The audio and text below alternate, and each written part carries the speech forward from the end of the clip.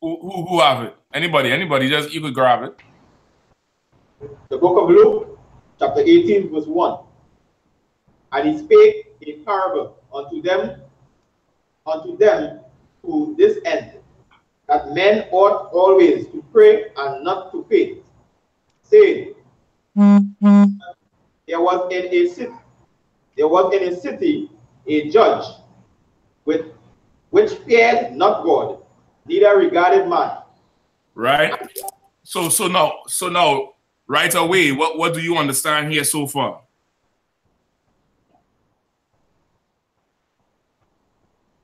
Okay, sir. Go ahead. Who's that? Sean? Yes, sir. Right? That men are always to pray and not to faint. Men is to continue to pray consistently all the time. Yeah, basically. Okay, that's the first verse, but what's the second verse? Now the first verse is, again, what we was going through last week. All right? With how to pray, how you should pray, purpose of prayer. If you had to fast, how you should fast, stuff like that, all right? So now, Christ is giving his disciples a story to make them understand it more, right? Which is how it's a skill with teaching, being able to paint the picture for somebody who don't get it so that they could get it, all right? So now the second verse, read the second verse one more time. The book of Luke, chapter 18, verse 2. There was in a city a judge, which feared not God, neither regarded man. All right. What is it telling you about this judge? Okay, sir. Go ahead. All right. So this judge now, he really don't concern about nobody. He don't care about the Mosai, he don't care about men. He's just a judge, just a righteous judge in a place, in a city. So he started the story that, the beginning of our story, as they're saying, he painted the story about the judge, the character of the judge.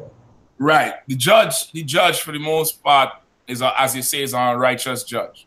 All right. He ain't keeping no law. He don't regard the Lord's laws. He don't give a damn about the Lord, and he don't give a damn about man either. You get me? Don't give a damn. All right. Hey, Shalom. Yo, about Shem, yo, Shai Barakata. I'm Musa in Christ. Okay. All right. And we could see how the connection go. If the connection stays strong, that's too hard. If not, we rock with it otherwise, all right? Khan on one con, sir. All right, Musa in Christ, to water. All right. So this judge, he don't care about the Lord's laws. All right. The Lord has certain laws, but he don't business about that, and he don't business about man. Meaning, this judge gonna do whatever the hell he wanna do, and that's that. Right? Everybody clear? All right, go ahead. Keep reading. Verse 3. The book of Luke, chapter 18, verse 3. And there was a widow in that city, and she came unto him, saying, avenge me of mine adversary. And he would not for a while. Right? So there was a widow in that city, right? A widow, meaning there's a sister or, a woman who her husband is dead and she's on her own. All right? And now she went to this judge and asking for this judge to give her justice. Right? You're asking for this judge to give her justice and avenge her of her enemy or her adversary. All right? Much like today when the cops murder a brother, 9 out of 10 times, the brother's father is not around or the brother's father might be dead. And it's usually the mother that shows up, the mother that crying, and she wants justice. Just think something like that, right? You get me? All right, cool. So keep going. Verse 4. And he would not for a while, but afterward he said within himself, though I fear not God, nor regard man, yet because this widow troubleth me, I will avenge her, lest by her continual coming she weary me. All right, so what is the judge saying? Go ahead. Yes. Basically, what is the judge saying? before she starts to weary him with the complaint, to keep coming over and over with the same complaint, he decides to solve the problem. When you say weary him, what does that mean? Like a continual complaint. A little bit more. A little bit more. Sulaki. Go ahead, Gabar. Tiring him out. She tiring him out. She starting to annoy him. She's starting to be a bother to him. She, you know, every day is there. And he getting tired and he's like, listen, man, I'm gonna just go ahead and give it to her just because. You understand? Not because what she wants is right or wrong. Not because she has a case. Not because of that. He's saying she gets it on my nerves of seeing her every day. You get any point? This woman is, you know, she wearing him out. That's what weary mean. Like she wear him out. She tire him out. He had to sit there every day and see her. And you just think like when you go to your local politician, you know the car park up outside the office, right? So you know he there. And as you go in there, the secretary tell you what? He's unavailable. He's unavailable, right? He ain't there today. Come back tomorrow. All right, you come back tomorrow. The car there, so you know he in the office. He in a meeting. Well, I'll sit down and wait. Now come back tomorrow. You come back the next day. Is he there? He just step out. There's a ton of excuses until you bounce him up somewhere. And he knows you because you always coming. So now he say, you know what, man, this man gonna continue to come. He gonna continue to bother me. This woman gonna continue to bother me. All right, come, sit down. Let me see if I can help you. Because if I don't help you, you're gonna bother me every day, everywhere, no matter what. You understand? Keep going. Verse 6. And the Lord said, hear what the unjust judge said. You understand? So now Christ is telling them, now you all see what this unjust judge said. This wicked, unjust, unrighteous judge said, I will avenge you. I will give you justice, no problem. But not because you're right, but because you bother me. Keep going. Verse 7. And shall not God avenge his own elect, which cry day and night unto him, though he bear long with them? Right? So he's given the disciples encouragement. He's giving them good courage, encouragement. He's saying, listen, man, this wicked judge, he give this woman justice because she cried out to him day and night. Our power is a righteous judge. Don't you think he will give you justice too? Even though he may bear long with you, meaning even though it might be, even though you're going to be pleading with him for a while, don't you think surely he is a better judge than this wicked man who in power? Keep going. Verse 8. I tell you that he will avenge them speedily. Nevertheless, when the Son of Man cometh, shall he find faith on the earth? That's a question. Read it one more time. Nevertheless, when the Son of Man cometh, shall he find faith on the earth? You understand? So what does that mean? Go ahead. Akim, you'll fill up the chairs. You'll come up front. Whoever sitting in the back. You'll fill up the chairs. Let the empty chairs be in the back. All right? All right. Galawan, next time, make sure that's in order. All right? Always fill up the chairs up front. Whoever come in late will just sit in the back. All right? All right. Let that be the spirits in the school always. All right? All right. Go ahead, Sean. Yes, sir. I was saying the first time that actually makes sense to me for the first time seeing the scripture and understanding what the parallel of the hearing it, but you ain't really getting it then. So in other words, yeah. Go ahead. Yeah, in other words, you're seeing what this unrighteous judges do, right? So what you would think towards me then? You ain't gonna think that not because you're right or you deserve it, whatever the case is, I have engineered and I do it because I am the righteous judge and I set the example. So I definitely will do it. So when I come back, why So I find faith. In other words, they have to know rhetorical question, right?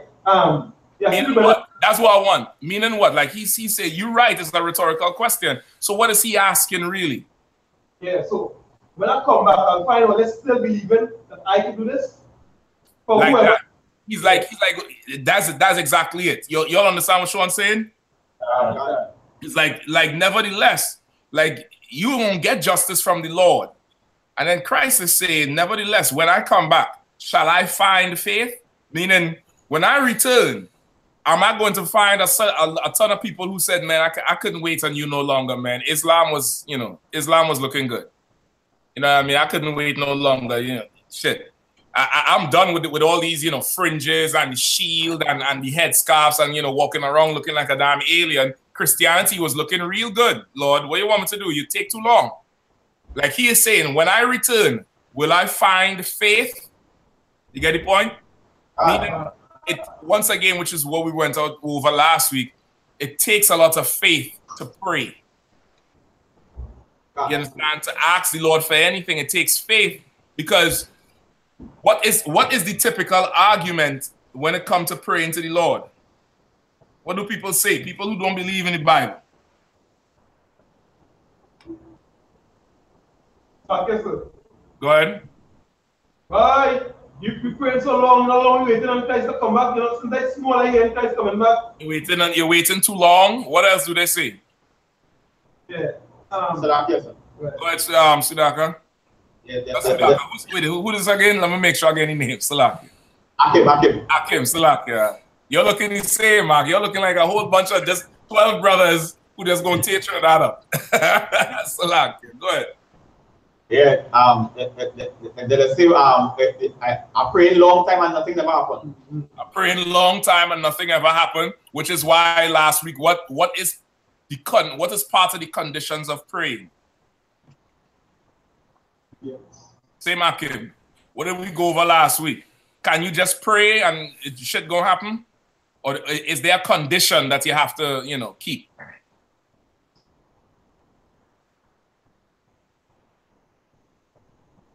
Yeah. Go ahead. Yeah, the condition is that you continually keep working on yourself. I'll take that. Anybody else? Yes, sir. Go ahead. Obedience. Obedience to the Lord. That's the condition. So if you pray and nothing happening, maybe you're sinning. You understand? Maybe you need to, put the blunt down. Maybe you don't need to go buy a 20 bag, 20 piece this time. Maybe buy 10. Don't buy a 10 piece today. Buy a 5 piece. Start cutting down. You get the point? You can't be like, Lord, help me out. Please. Lord ain't hearing that shit. Lord ain't hearing that. You can't be, you can't be in Villa Capri with, the baddest Colombian on your lap and asking the Lord to give you that job next week. That shit ain't happening. That shit ain't got them happening. You pray for nothing. You get the point? You can't be sinning and asking the Lord for nothing, which is why you see it in so many songs where brothers and sisters would say, well, Lord, I don't know if you'll listen to me because I ain't talked to you in so long. I don't know if you'll hear my prayer. It's been a while since we talked, because it's been a while because you've been busy sinning, enjoying life. And enjoying the pleasures of life. When you're enjoying the pleasures of life, you don't want to hear no Bible talk. You don't want to hear nothing about obeying God, because the pleasures of life, 90% of the time, go against God's words. You understand? You could imagine, like, I was talking to the general last year about, he was talking about Trinidad. I mean, just when Galawan became an officer. And I was trying to explain to him the culture is so strong with that carnival. It's like a religion. Like, you see, like how if you go and trash Islam, how Muslims get offended so much they want to fight. You can't tell no woman she's dressing like a whore, and carnival is turning her into a whore, because 90% of them women break up with a man Boxing night so they could be a slut all the way up till Ash Wednesday, And then Ash Wednesday, around Valentine's Day, they come back together with the boyfriend after they done hold for the whole carnival season. You get the point? And brothers too. I ain't letting the brothers off the hook. You'll see them two police playing, you know, playing cowboy and Indian last week over $1. $1. So much boxing Trinidad, $1, and they shooting out, and they can't even shoot straight. That's goddamn sad thing about it. They can't even shoot. I don't know what the hell is going on. Listen, y'all gotta hurry up and turn these men into officers, because some strong men are. Need some strong men to tell a hoe she a hoe and tell brothers to stop being goddamn weak and obey the Lord. No, it's the carnival. The carnival is damn near like a religion to people. It's that they believe in that, they, you know, that's their thing. And to speak against it, it's you're gonna end up in a fisticuff real quick over it. You get the point? That's how it is where the pleasures of life, it goes against the Bible. You understand? Nobody ain't saying you can't go grind up on some girl in a corner in the club, but that your woman. You get the point? That your woman. When you leave the club tonight to go home, that ain't somebody you know you're gonna have sex with for Saturday night and Sunday around 4 o'clock in the morning. You sneaking out she house, you know, with no shoes on. That your woman. That your wife. That your woman. That's all well and good. But the whole culture that, and not just in Trinidad, and this is amongst all 12 tribes, you know, the culture we have is that the pleasures of life, it really goes against the Lord. You understand? It goes against everything he says to do. So now when we go to pray, shit don't work out. And because shit don't work out, because we all grew up in a Christian church, we never ever look to ourselves as the problem. We always do what? What we do when things ain't working out. Come on. Can we blame the Most High? You blame the Most High. You blame somebody else, and really that's what it is. You're really blaming the Lord, but you never blame yourself. You never look to yourself and see, well, what the hell am I doing wrong? If God is righteous and God's seeing everything, and I'm asking and begging for relief. Now, I ain't talking about praying for Jordans.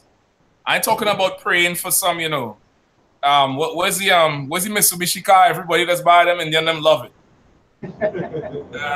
Them Evolution. They still, you still drive Evolution? Yeah. What is now? Evolution 25?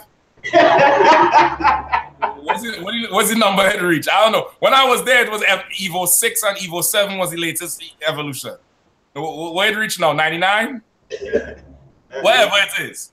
I ain't talking about praying for that. I'm talking about praying for the curses to end, which is our daily prayer. Like every Israelite prays for, you know, poverty to end. Lord, put a hand, end this, end that. You know, stop this affliction, stop this sickness. The Lord could stop it, but he ain't listening to you because you ain't listening to him. Yeah, at the end of the day, God is a black monarch. And if your son ain't listening to you, is you listening to your son? All right, then. So you call how Christians like to say, call on the Lord. The Lord watching you on the phone right here and say, hey, Michael, deal with that. Or he says, hey, Satan, you got it. And pass the phone to Satan. And then Satan come and somebody, you know, kick in your door. Somebody, you know, whatever horrible thing happened to you, it happened. Because at the end of the scriptures say, if there's evil in the city, know that the Lord has done it. So now to say, you know, Satan busy, you know, the Lord, let's pray to get the Lord on our side. Nah, Satan, the Lord gives Satan the order to bring whatever evil to you because you're being wicked. You're not listening to him. You're not listening to anything he's saying to do. You understand? No, Christ is saying, listen, man, you're going to have to keep the faith. You're going to have to hold on. You get the point? You're going to have to hold on. You're going to have to make sure and stay firm. And part of the holding on is other brothers need to wake up. Other brothers and sisters. It ain't good enough that you get the truth. You understand? You have a whole nation to wake up at. Look at Venezuela. Look how big Venezuela is at. And look at the hell they're going through right now. Look at Puerto Rico. Look at Jamaica. Look at, you know, Louisiana, New York. There's Israelites all over, and we in hell. Look at Brazil. And it ain't just good. It ain't good enough that you get the truth, and you are not eating pork no more, not eating shrimp, and you ain't messing with no hoes no more, and you ain't selling drugs no more, and you ain't cleaning your face or getting them lineups like them Christians no more. That ain't enough. Now you had to now do what? You had to have some brotherhood, which means to go and get your brother, go and get your sisters. You get the point? So you're gonna have to, that's what Christ said, nevertheless, when I return, will I find faith? Will I find it? You get the point? So add this to your to that breakdown from last week, all right? Just keep in mind for praying and, you know, having faith. You get the point? All right, cool. Any questions? Yeah, I'm sorry, I want Matthew chapter 18, verse 17. All right, let's get it. Matthew 18 and 17. Oh shit, my bread and butter. Bread and butter, Gabar. They're taking me back now. Bread and butter, Akim. All right. Bread and butter. All right. First Lady Jack, I seen your question. I'm gonna get to it. All right. Matthew 19. I'm gonna get to it in a second. Okay. Start at 15. All right. Matthew chapter 18, verse 15. All right, Akim. This is Brotherhood 101. This is, you know. You see that first bit of cement you pour into the foundation when you're building a house? That's this. This is Brotherhood 101. You done dig the hole, you clear it out. That first bit of cement you're pouring into that column corner or that foundation, brother. Without this, not eating pork ain't gonna matter. Not eating shrimp ain't gonna matter. None of that. All right? First Lady Jack, we're going into it right now. Matthew 18 and 15. We're going into it right now. All right? Somebody asking the same question. All right? Got a one? All right? So this is the crux of everything. And brotherhood is such a hard topic to understand because Christianity teaches you to be selfish, which is it teaches you to not have brotherhood, to not have sisterhood. You get the point? Yeah. It teaches you to not have it, and really it makes you weak. You understand? It makes you weak. Like in the UPK, you gonna hear brothers say brotherhood is a weapon, like that T-shirt Galawan is wearing. Brotherhood is a weapon. Commander Gen.YAHANNA always say it. Brotherhood is a weapon. You get the point? And brotherhood carries a sword. You remember that. You all should write those two things down. Brotherhood is a weapon and brotherhood carries a sword. Why? Because sometimes, which sometimes is the majority of the time, when there's an issue, you have to go enter into conflict with your brother to get it resolved. You get the point? But not the kind of conflict like the Christians do. The proper way to have conflict, which is what we're going to read. Christianity teaches you that brotherhood is what? Go ahead. Meet and greet, hug and kiss each other. Jesus, I love Jesus, love you. That's right. Anybody else? Andrew?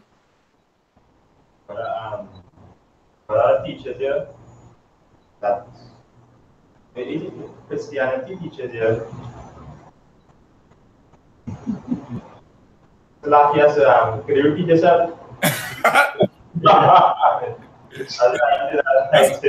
Listen, no, I was going to tell you it was correct. Christianity teaches you nothing. Yeah. Nothing. You was absolutely right. Get Andrew a hand. Andrew was spot on. Get Andrew a hand. Nothing. It teaches you to sing and dance and jump around the church like a goddamn sodomite. It teaches your woman to be a loud mouth hoeing type of child. And it teaches, you know, children that getting molested and raped is okay. It doesn't teach you anything at all. No integrity, no honor, and above all, no brotherhood.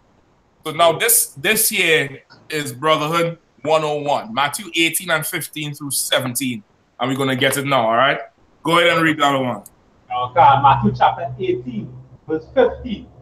Moreover, if thy brother shall trespass against thee, go and tell him his fault between thee and him alone. If he shall hear thee, thou hast gained thy brother. Right? So now, if your brother, somebody break it down for me. Sudaka, you up? Like yes, sir. I would say that if your brother offend you, right?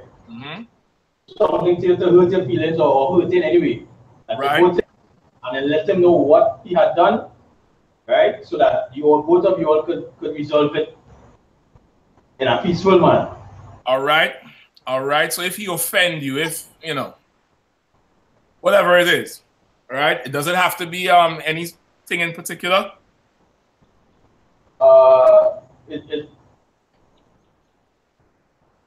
I would say no, it don't have to be anything in particular because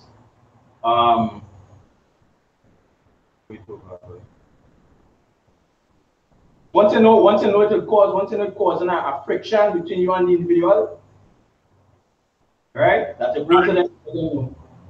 That's it.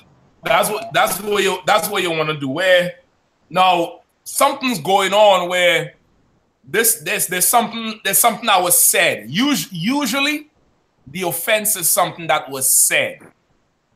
Get the point? Especially with brothers. You know, something that was said. All right? With women, it could be anything. With women, two sisters living in the same area happen to buy the same shoes, and they both mad at each other and blame each other for trying to copy the other one. Not knowing the shoes was just on goddamn sale. What the fuck? It's like, excuse me, what the hell? Yeah. But with brothers, it's usually something that was said to another brother. Or sometimes it's something that was done. All right? So your brother offend you, or your sister there's an issue going on with sisters because it's the same thing. You go to that person, him and him alone, and tell him his fault. All right? Now, why do you go to him and him alone?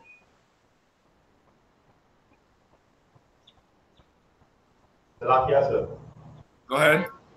Because the issue is between you and him.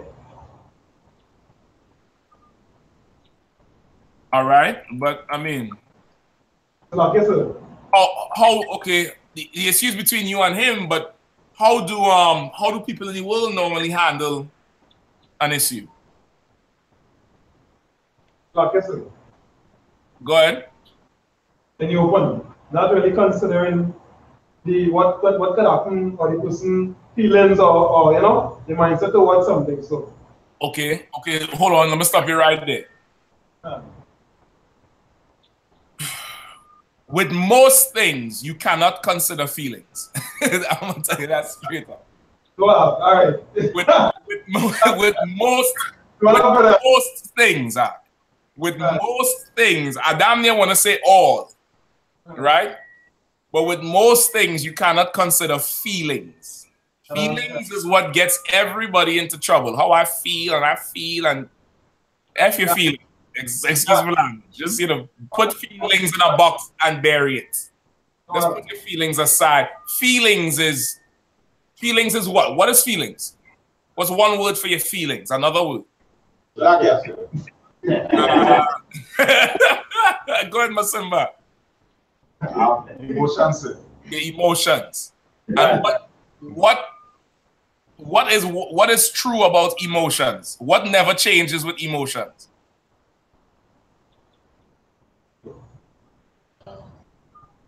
Going back there, Rocky. Ah, boy. My nigga, boy. Go ahead, Ak. Judgment. Say again? The judgment might be off. Okay, that's a result of having emotions. But there's one characteristic of emotion that never changes.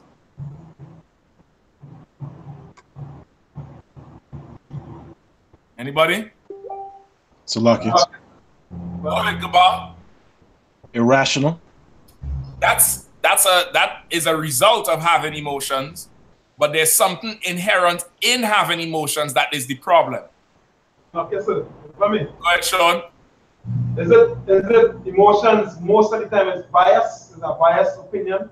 Okay, that's a result of having emotions, but I'm gonna help you a lot. Maybe I'm not wording it correct.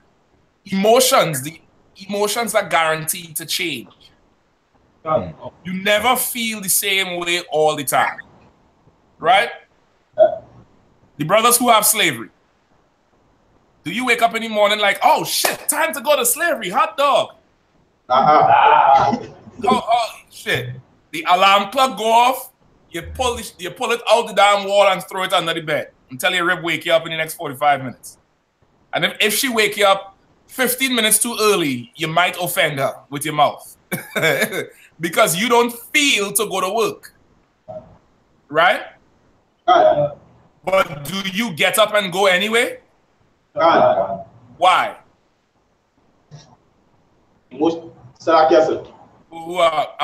Akim, go ahead.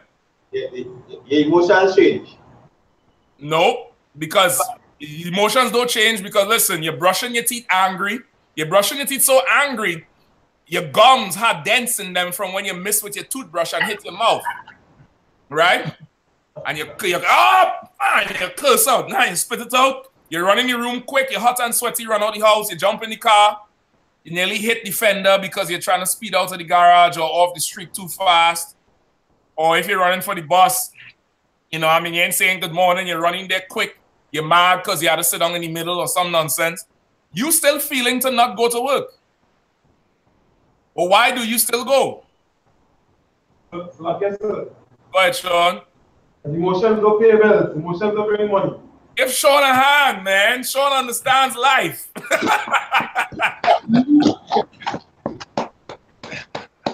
Could you go by tea and tech and say, well, I ain't feeling to pay you today, but I want you to feel to keep my lights on?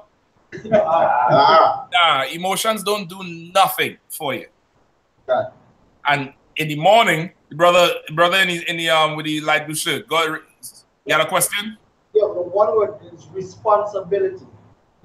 Responsibility. I'm gonna give you a better word. Professionalism. This Bible requires you to be professional. You understand? It's like you don't feel like going to work. Nobody likes getting up at 5 in the morning and going and bathe in cold water, or putting pot on the stove to warm up water, or lighting the furnace or whatever it is. Nobody don't like doing that. And then going and sit down in traffic if you're all working in sand or point up your tongue. Nobody don't like doing none of that mess. You don't like it. You don't look forward to that the next day. Listen, Trinidad is one of the countries with the most public holidays in the world. It's at least 2 public holidays a month. And I think that's by design, and I thank the Lord for it. Because, brother, Israel needs days off. And everybody is happy for it. If rainfall in Trinidad is half day. But no, you still show up on time, and when you get there, your attitude changes. You're vexed in the maxi, you put on your headphones and everything on loud. You just sit down there and it's just your music in your ears. You ain't paying attention to nobody. And as soon as you get to the job, hey, good morning, sir. How are you today? Yeah, how was your weekend? Yeah. Yeah. Your attitude change. Why? Because you are a professional. You can't go in the bank for them sisters. Them sisters be grumpy all the way. Family, good morning. She look at you and sucks your teeth. Family, how you doing? Who are you talking to? Because she just grumpy. But as soon as she walk in the bank, good morning, Mr. Frederick. How are you doing, sir? Yes, sir. No, sir. Thank you, sir. Because she has to be professional or she can't buy them red bottoms. She has to be professional or she can't pay the car bill. She has to be professional or, the phone gonna cut off, and Lord forbid she can't go on Facebook. Lord forbid the phone cut and she can't sit on the desk like this. For the life of me, just take the picture straight up. You had what the hell is that? But that woman And that, you know, the Lord make them like that, and thank the Lord for it. But my point is, when something matters to us, we can be professional.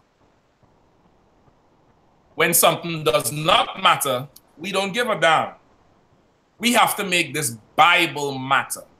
And then we'll be absolutely professional with all the laws. You understand? We'll be super duper professional. You get the point? Regardless of how I feel, if my brother offends me, I can't go to nobody else and talk about it. I can't.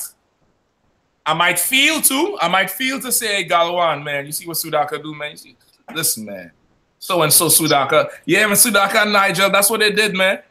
Even if I feel to do that, I can't do it. You understand? I can't do it. If there's an issue, go to the brother or go to the sister. If there's no issue, then there's nothing to talk about. You understand?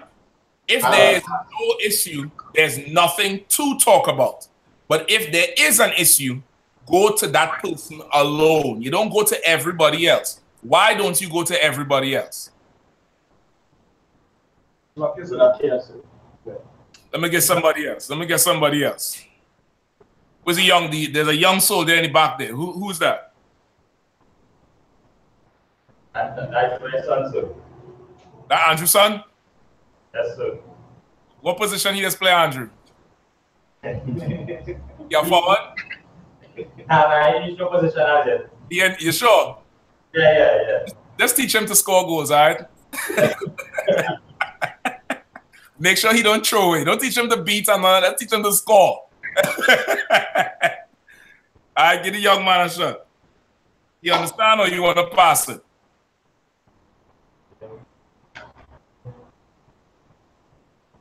If he ain't ready, no sweat. Let me get somebody else. Who had raised their hand? Go Go ahead, Sudaka. I would say lack of judgment. Not good enough. Why is it that you must go to that one person and not to everybody else? Real simple. Real simple. So like I said. Who in the back? Who's that? Massive. Go ahead. To eliminate confusion, sir. Explain. Because the other parties that they may get involved will not truly understand what you're trying to say, and with their own judgment will have misinterpretation and bring confusion. All right, I'll take that. Mr. Muff, for a little bit. Anybody wanna break it down a little more? Okay, sir. Go ahead. Because the situation happened between the two individuals only. Not anybody else, but the situation or the offense happened between two That's parties. true. But okay, it's more so what Masimba is saying, but I still need a little bit more. You're saying it right, you know, Masimba, but okay, what you want to practice to do is break everything down super duper clear so that even a child could understand what you say. You know what I mean? Anybody else want to try it? Salakia. Go ahead, Gabar. If you go out and include other people, now it might build more problems because everyone will have their own opinion about what each of you say because they might be biased about it. So if you go to just that one man and one man alone, it only has to do with you and him. So the resolution will be more simple. Once you start including people, it becomes more complex and more difficult to solve. All right, I'll take that. Okay, let me give it to your plate. All right. If you go to other people, you are doing two things. One, you are making the judgment that you are right. And two, you are destroying a brother's reputation without cause. You understand? Or sister's reputation without cause. If something happened between me and Galawan, and I come and tell everybody in the room, last week it was all good. We was all breaking down Heineken and eating some curry goat and playing dominoes and everybody joking and laughing. And then this week, I sit down with, everybody in the room except Galawan and, totally, you know, rip Galawan into shreds. And then Galawan walk in the room and it's like, hey, Shalom Akim, what's going on? And then everybody's like, yeah, Shalom. And then Galawan is like, well, I'm to you. I'm to Masimba. Sudaka Ogono with Masimba. I don't know. But I'm to you. You know what I mean? Everybody now start treating Galawan like he's the evilest nigga in the world. Instead of that nigga who come talk to you. You understand? Instead of him. You don't do it because you don't know who was right or wrong. Maybe the offense is in your head. Maybe he said something, you thought he said something else, and you getting angry. You understand? Maybe you already hot from the morning because you had to wake up to go to work. The brother say something, you hear him say something about your woman. He ain't talking about your woman, he say something else. But in your head, he says something about your woman. Now, you know, you go and tell everybody how this man plotting on your woman. When he ain't saying nothing about your woman. He didn't even talk about, he talking about her shoes or something. You get the point? Something totally different. But in your head, it's playing out as the offense. Remember, 9 out of 10 times, the offense is in your head. You understand? It's a misunderstanding. It's something that appears one way, but you were deceived. You were deceived because of your emotions. You feel a certain way about it. So now the Bible is giving you the rules on if you feel a certain way about something, if you're in your feelings, if you're catching feelings, or however brothers talk now, there's something you can do to make sure you're operating on your feelings.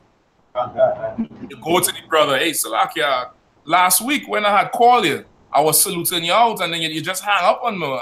I mean, did you hang up? Any brother might say, man, listen, man, this goddamn phone, I was playing with my son, he dropped the phone, now the phone cut off when it want, then it, you know, cut on when it wants. You get the point? When you might be thinking all week, this brother just dismiss you. You get the point? But it may not be that. The man might have some problems. But now, if you go tell everybody, man, listen, man, this nigga here, he ain't got no respect. He just dismissed me, treat me like any old hoe. Now, he might have been calling everybody every week and his phone cutting off. Now everybody's like, oh, that's what's going on. Yeah, this nigga proud, blah, blah, blah, blah, blah. He, you know, he ain't got no respect. He can't even salute out. You get the point? When that's not the situation, go to him and him alone and deal with that issue. You understand? Now, now that I explain it like that, go into everybody else. What does that give room for? Go ahead, Sean. Satan.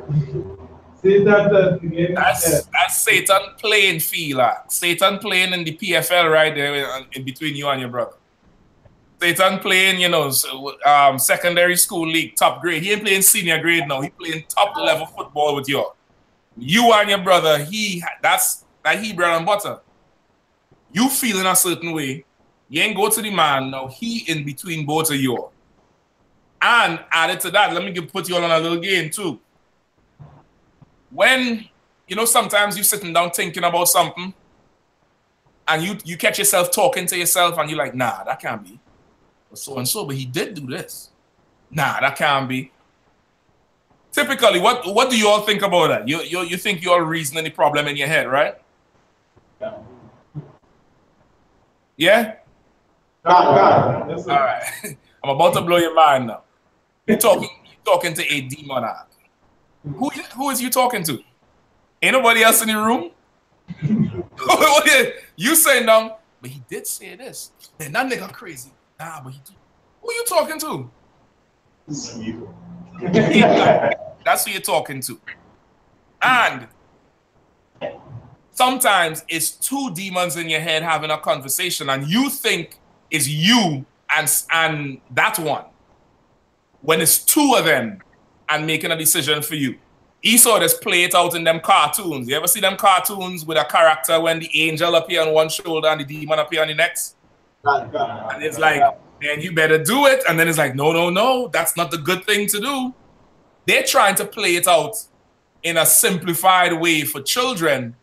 about what happens in your brain for real. But what happens in your mind with that is you talking to Satan. And this is especially true for women. Women suffer from this all the time. You and your rib have an issue. You come home, hey, what's going on, baby? What's the Shalom? Shalom, princess, you know, brothers, his brothers come home and try to sweeten up the thing for later. Hey, Shalom, princess, what's going on? And she's like, what's wrong? Nothing. And brother, if you could see what's going on in her mind, brother, it's a full out round table conference with all the demons from here to Alaska. And she remembering everything you did from 10 years ago. The last week when you was crossing the road and the thing with the big tail was walking in the next direction and you look behind. She remembering everything and reasoning in her head how to handle it. That's why she go crazy and start screaming and yelling like a lunatic. And brothers be like, what the hell is wrong? And it turn into a whole fight. You get the point? Because it's Satan. Rather than, listen, so-and-so, this is what happened. And did you do this? Or did you do it on purpose? Or last week you did this? Or you said this? Or you stepped on my foot? Or, you know, you give your brother the benefit of the doubt by going to him about it, rather than believing what Satan is telling you in your brain. You understand? Satan's job, especially with brothers in the truth, is to destroy the brotherhood. Because the brotherhood is everything. You understand? The brotherhood is everything. Ain't nobody life-changing by you not eating pork. Ain't nobody life-changing by you wearing fringes and sitting down in the house with you and your woman and your child, and you're keeping the little Passover with a small little piece of lamb this big. Ain't nobody life-changing by that. But when you build that brotherhood, and you'll take out, you know, the whole army on the street, and for a whole Friday from 10 or 11 in the morning till 8 at night, or a Saturday from 10 or 11 in the morning, and speaker going up after speaker and different topics. Christ is black, Jews is black, and brotherhood. One man speaking, one man reading, one man explaining, the other men on post guarding their brothers. Now you could change somebody's life. Now you could stop some hoeing. Now you could stop some, you know, some drug dealing and some drug addiction. You get the point? But now, Satan's job is to make sure that never happens. And the only how, not the only how, but he'll come at you different ways. He'll come at you with your addictions first. Whatever you're addicted to that you can't shake, that is sinful. Right? Whether it's weed, crack, cocaine, whores, whatever you're into, he'll come at you hard with that first. You beat that. You're in class in 90 days, you're trooping in, you're coming in, your boots shining in, you're all black. Now Satan started to make your slavery give you trouble. Mr. Sudaka, why are you growing your beard? Is everything all right? You know we have a beard law. Well, what's the beard law? I'll tell you tomorrow, but shave your face. And now you thinking about, damn, I got to do this or I ain't got no money. Or your ribs start acting up. Your ribs start acting up and saying, listen, I ain't signed up for this. When I met you, you was, you used to wear Jordans and Gucci and Louis Vuitton and all the gay brands. Now now you walking around looking like a G.I. Joe. I ain't married no G.I. Joe. Now he come with you with that. Now if you beat that, guess what's the next thing he gonna come with you? Galawan and Sean gonna be coming down the road, and y'all gonna hear Galawan and Sean fight when they reach library. You understand? And one person show up bloodied and the next nigga going back home, and that's that. You understand? Satan is making sure to destroy the brotherhood. And mirrored for the sisters too. You understand? Usually the topics here will be tailored with brothers, but it's the same for sisters. It's no different.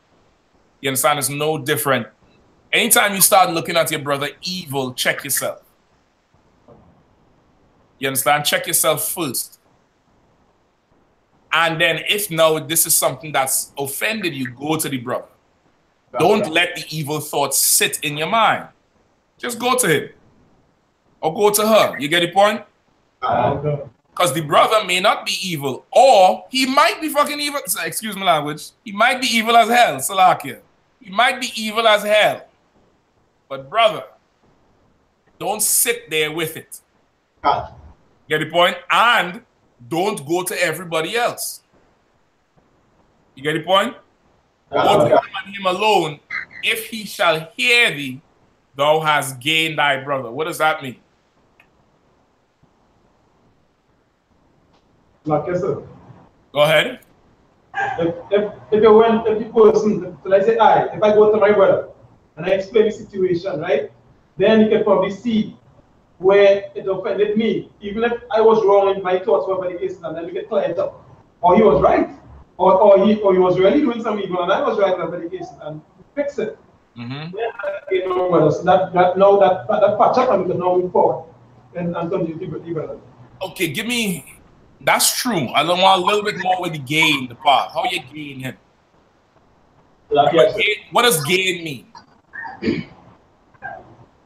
So like I said, that gain referring to your come back in agreement. Gain. If somebody say you gain in weight. Like I said. Go ahead, Sean. So you win them over, so now the brother become more stronger. The trust become better and all that. That's more it. It's like there's an increase in the brotherhood. All right, there's an increase in the brotherhood. Sister said, Colonel Wright said bond or understanding, respect is now you're patched back up, but it's not the same as it was before. Now the brotherhood is even stronger. You understand? You know how most people understand the brotherhood? A marriage. You ever hear a married couple say, man, we've been through thick and thin? You remember that time when we was, living in the car and used to curse them out every night? Looking back now, you could laugh at it, right? But that going through that made them stronger. You get the point? Now you all was able to go through adversity and not turn your back on each other. You get the point? You gain your brother. Now that also, when it says, if he shall hear thee, what does that mean? Go ahead, Sudhakar. If he's willing to listen. A little bit different. Go ahead, young man there in the blue shirt.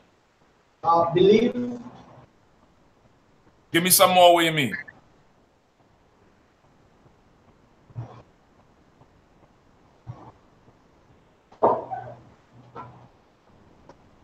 Explain it a little bit more.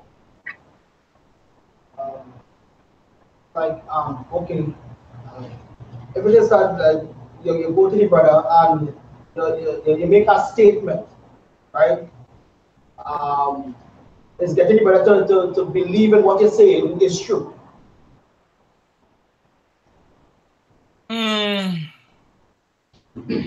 Okay, you're kind of onto it. You're kind of onto it. You're kind of onto it. Anybody else? Yeah. Go ahead. Who up? Come on, Rocky. Rocky. Correction. Also, too, Akim, don't get out of the habit of just saying one-word answers. All right? And I'm going to explain to you why. In your head, you already reasoned the answer out, and you trying to say it in one word. So you saying correction, I don't know what the hell you mean by correction. You had to explain the scenario to me. You get the point? Like avoid just, baptism, the Holy Spirit. Correction, don't do that. Explain it. Explain it. Once again, this is the Israelite School of Universal Practical Knowledge. We break the shit down here. You're going to get taught. Everybody gets taught. So, don't be afraid to explain something. Use some more words with it. You know what I mean? So what do you mean when you say correction?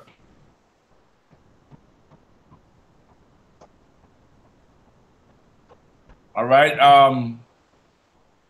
Just let me read some of the answers. Understand your brother. That's kind of onto it. Be accepting to the issue. That's kind of onto it. If he's willing to address the situation, all that is in the ballpark. All that is in the area. All right, it's in the area of it, but it's not, it's not exactly what I'm looking for. Rocky, you wanna try? Let me let Rocky see. Rocky, you wanna explain that a little bit more, or you wanna let it go for now? Go ahead. All right, goodbye. If your brother hears you, would be if you all can come to resolution. If you two can make if your brother hear you, he hears what you're saying, and you both you both have said your piece, and you come to resolution with it. No. No. Different. Way different. I guess. Don? Tell me, right?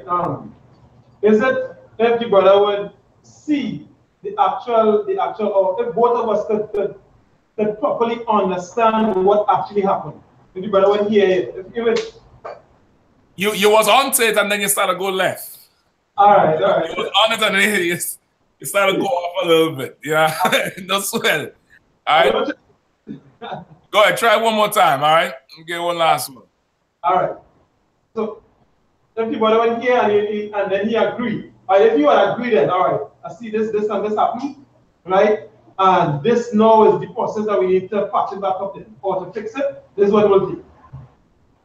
Okay, everything except that last part. But when you said he see the offense. Good. Everything, that last, I don't know what you're talking about. Everything when you say he see the offense, all right? I think somebody just typed that into DeLorean Connor, that's correct. Katrina Wright, forgiveness and moving on, that's the second stage of it. When he hear you say sorry, that's the second stage of it. But when he, no, that's it, actually. That's it. When he hears you say sorry, meaning when he hears you, just like how Israelites talk. Remember, the Bible is a black man's book. So it's written how we talk. Like when brothers come and say something to you and you be like, I hear you, King, I hear you. What does that mean? I feel it. I get it. Yeah. I agree. Yeah, so I feel. I understand you. You understand? Like, you're a translator. Imagine somebody white in the room. When you say, I hear you, I hear you. But to white people, it's like, yeah, he hears him. He's hearing what he's saying. That's what he's talking about. When I say I hear you, I mean, I understand you. I get your point. Yes, true. Right? Them yardie that say you see it. You see me. You know what I mean? They say something, you see me. Something, you see it? So to a white person, well, he's looking right at him. I think he sees it.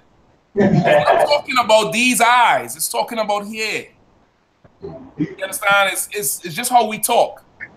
So if your brother hear you, you've gained him. Meaning if he says, you come to me with a problem. Hey, Cap, I ain't like how you deal with me last week, man. It's a little too rough. Salakia, brother. I didn't mean to do that to you. It was a rough day. I should not have spoken to you like that. Please forgive me out. I've heard you. You understand? I have heard you. No, you have gained your brother. No, I could rock back now and be like, damn, that Galawan ain't no joke, man. He come to me as a brother, outside of the rank. He ain't looking at it as, well, I can't go to him because he have a higher rank. He looking at it like, keep the brotherhood. I look at him with some respect now. You get the point? I look at him with some respect. And now Galawan gonna look at me with more respect because why? What's the natural way of life when a younger brother comes to an older brother or a brother who have a little power, a little clout or something on the block? Something happened, right? Some issue happened. And this brother who older or, have a little more clout, what usually happens? What's the usual response? Go ahead. Most likely you will get shut down. Come, give me the responses. Give me the response. Okay, it's important for you to say the responses so everybody will know it's an evil thing to do and say to somebody else. Right? So you're right, you'll get shut down. So what is somebody shut down responses?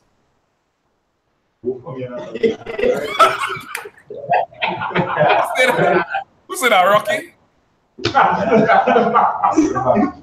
Who said that? Masimba. Masimba, you say that like you practice that. Masimba, you say that like you've been saying that forever. Go from there. Let me just say, move up. Go ahead, young man. Go ahead. You just born the other day. You just born the other day. You can't come wrong me. Go wrong from me with that stubbornness. More so, some brothers might say you're emotional. What? You're a little girl. You can't take that. That's evil to say. You understand? That's evil to say to anybody if they're offended over something. You get the point? No, this is your brother. I ain't talking about, you know, the white man coming saying, you know what, I don't like when you call me devil. That ain't my fault. God called you the devil. You know, take it up with him. That ain't my fault. I ain't talking about that. I'm talking about you and your brothers and your sisters. Right? DeLorean Connor, man up. Listen, that's it. Man up, nigga. Man up. What's up? Man up. You emotional? Well, you want to dress? You want a little bit wearing a dress now? Understand, brother? That's an evil thing to say to your brother, because now when you tell him, man up, when you tell him, you know, stop being a little woman, or he wearing a dress, what does he now have to do? And notice you're gonna say it in front of everybody, right? Usually the shutdown don't be it don't be silent, it don't be low key. Like how the brother might come to you low key and be like, hey, you know, Reggie, I'm gonna talk to you. You know, that thing you said just now there, I didn't really like that. You might loud him up. You might put him on Front Street. You understand? You might, you know, start to bark at him a little bit and create a scene. You know what I mean? Nowadays, everybody's Snapchatting and, you know, doing all the phone things. So you might, you know, go live. Watch this little nigga here now, but you believe this man vex Facebook? That's another demon. Nigga, you're talking to your phone. Ain't nobody watching you on your live. Your live count is 0. You're talking to the phone. Watch this Facebook. Facebook will, hey, good morning, Facebook. Nigga, you're talking to an object. And now you want to put him on Front Street. That's an evil thing to do. So now, what does this brother now have to do to show you he ain't no punk? Yeah, he go how to catch you, you know, when you're staggering home after them 3 Carib you had. You understand? Or when you're sneaking out, you know, the policeman's house because you're having sex with this woman. He gonna catch you on the pipeline somewhere and crack your skull. And then he gonna say, who's the bitch now? You understand? And you gonna say, man up, nigga, where you can't take a little hit in your head. Now you see where the black on black crime starts, right? Now you see where we oppress together. We don't respect each other. We ain't willing to take low for the brotherhood. So you know what else? Listen, I'm gonna just kill you and be over with it. No problem. No problem. Nah, I ain't taking that. And listen, you loud him up. People witnessing. What do people say when they hear him say, well, you're emotional, you're a little girl? What do people say?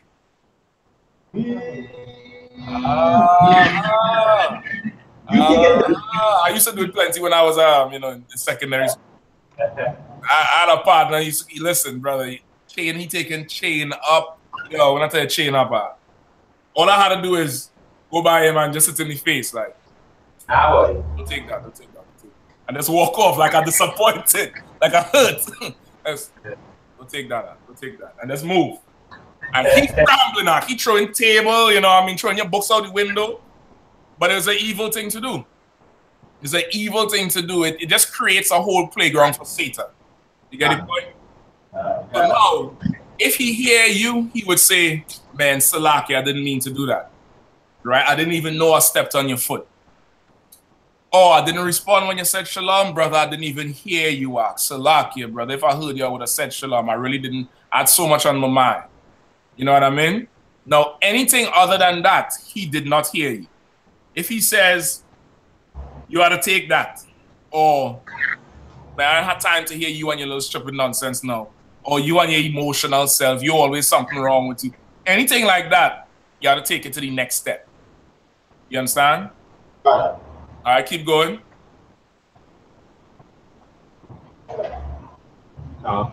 Matthew chapter 18, verse 16. But if he will not hear thee, then take with thee 1 or 2 more, that in the mouth of 2 or 3 witnesses every word may be established. Right? That's correct. Sister here, she responding to the disrespect brothers do. She said he's pussy. That's correct. Our brother, them is fighting words. You go to a brother about something and say, what's up? What's up? You pussy now? Brother, Salak, it's a wrap. I have to show you that I ain't that. It ain't have no talking after that. Like, what you gonna do? You gonna say, nah, I'm not? Nigga shit. Yeah, I mean, now we fighting. You get the point? So now, if he does not hear you, what do you do, Galawan? Read it again. But if he will not hear thee, then take with thee 1 or 2 more, that in the mouth of 2 or 3 witnesses every word may be established. Right? Now, if he does not hear you, now you go to council. Right? In this school, it's set up for that. That's what the hierarchy is for, the ranks is for. Every school has a brother who is over the school, usually a captain. Usually a captain, might be an officer of 5,000 or a general. You call up and you would say, I would like to request a council between myself and Andrew. All right? And now steps would be taken to have myself and Andrew in a room, and there would be 2 or 3 more senior men with experience, men who are skilled in the laws of the Lord, who understand the Bible, men who've been around enough and heard a lot and then been through things, so they damn near understand every single scenario that could come on the table. And now 1 will hear your side. I mean, the 3 of them will hear your side, and then the 2 or 3 witnesses will hear the other side. What does that remind you of? Go ahead, Al. Courtroom. Courtroom. So you see where the white man gets his court from, right? Everything came from the Bible. Despite what the Christian church says, despite what whoever says, everything came from the Bible. That's why when you go to court and if you have a big case, who are you judged by? What are they called? Jury. A jury. What are we called? John? No, well, that too. But the jury is a word that comes from Jews. That's why how many people sit on the jury? Go ahead, Sudaka. 12. 12 from the 12 tribes. You have the judges. You get the point? It's 12 from the 12 tribes sitting on a jury, a collection of the Jews. Even the word jewelry. What's the first 3 letters in the word jewelry? Jew. That's because we always wore jewelry. The scripture says Solomon had gold teeth. All the women was in love with him. You get the point? Like, everything comes from this Bible. Every single thing, the way the world is structured, it comes from here. It's just we lost our identity. And now they using our book to rule over us. You understand?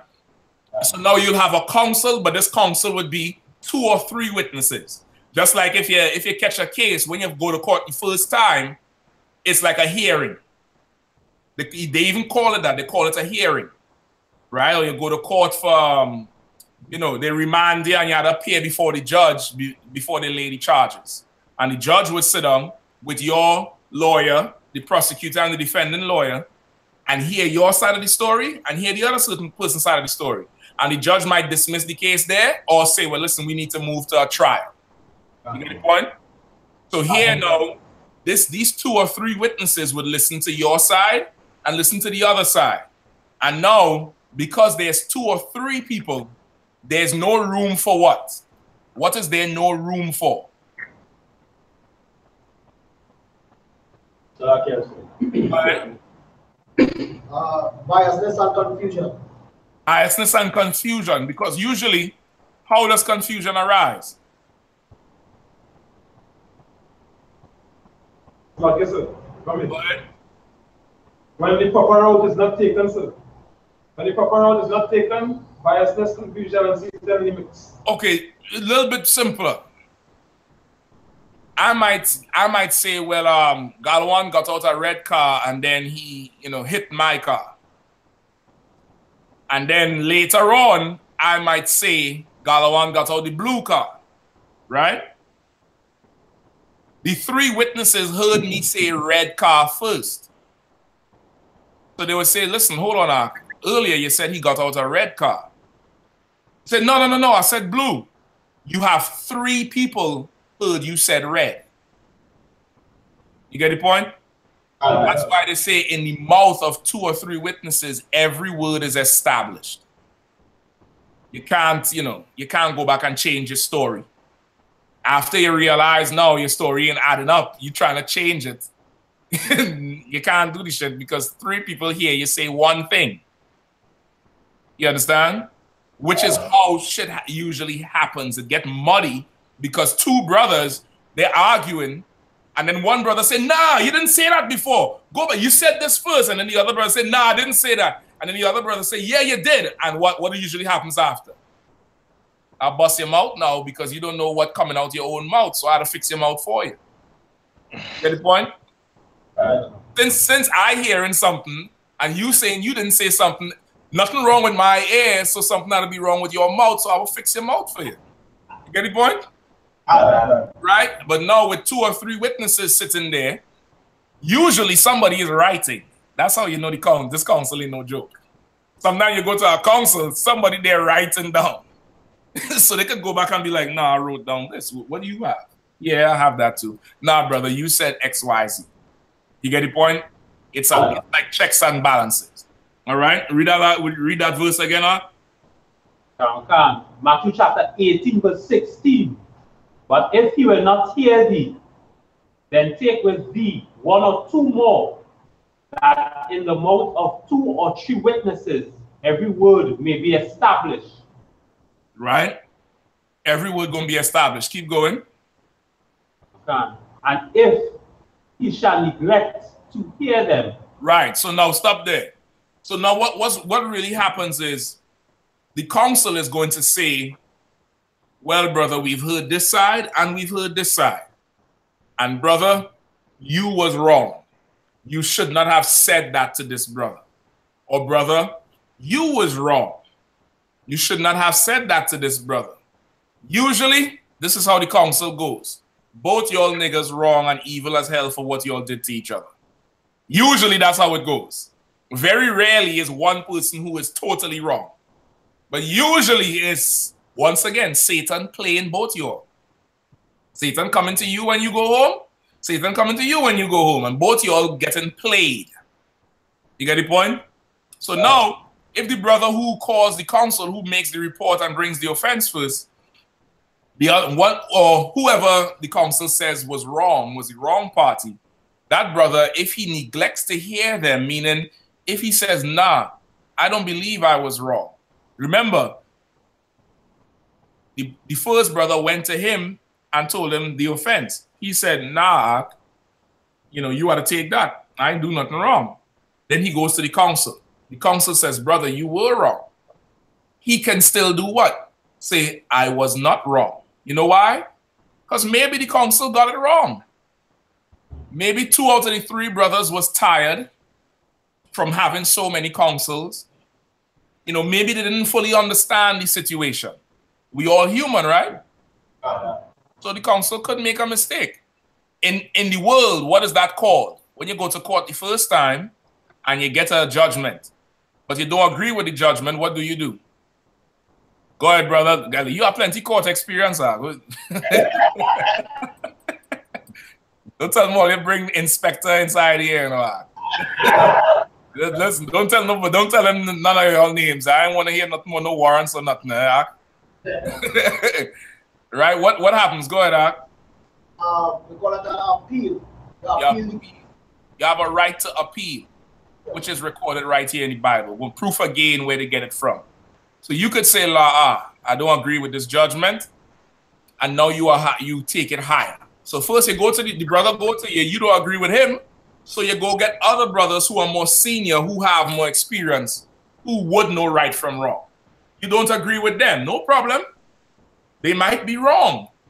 It's very rare, But they might be wrong. Maybe something might be wrong with them. Maybe they just don't like it. And they're waiting for the opportunity to do your head. You understand? And you say, no problem. I don't agree with that. I want to go higher. Keep reading. Read it again, Galwan, from the top of 17. Matthew chapter 18, verse 17. And if he shall neglect to hear them, tell it unto the church. Tell it unto who? The church. Tell it unto the church. Who understands what this means?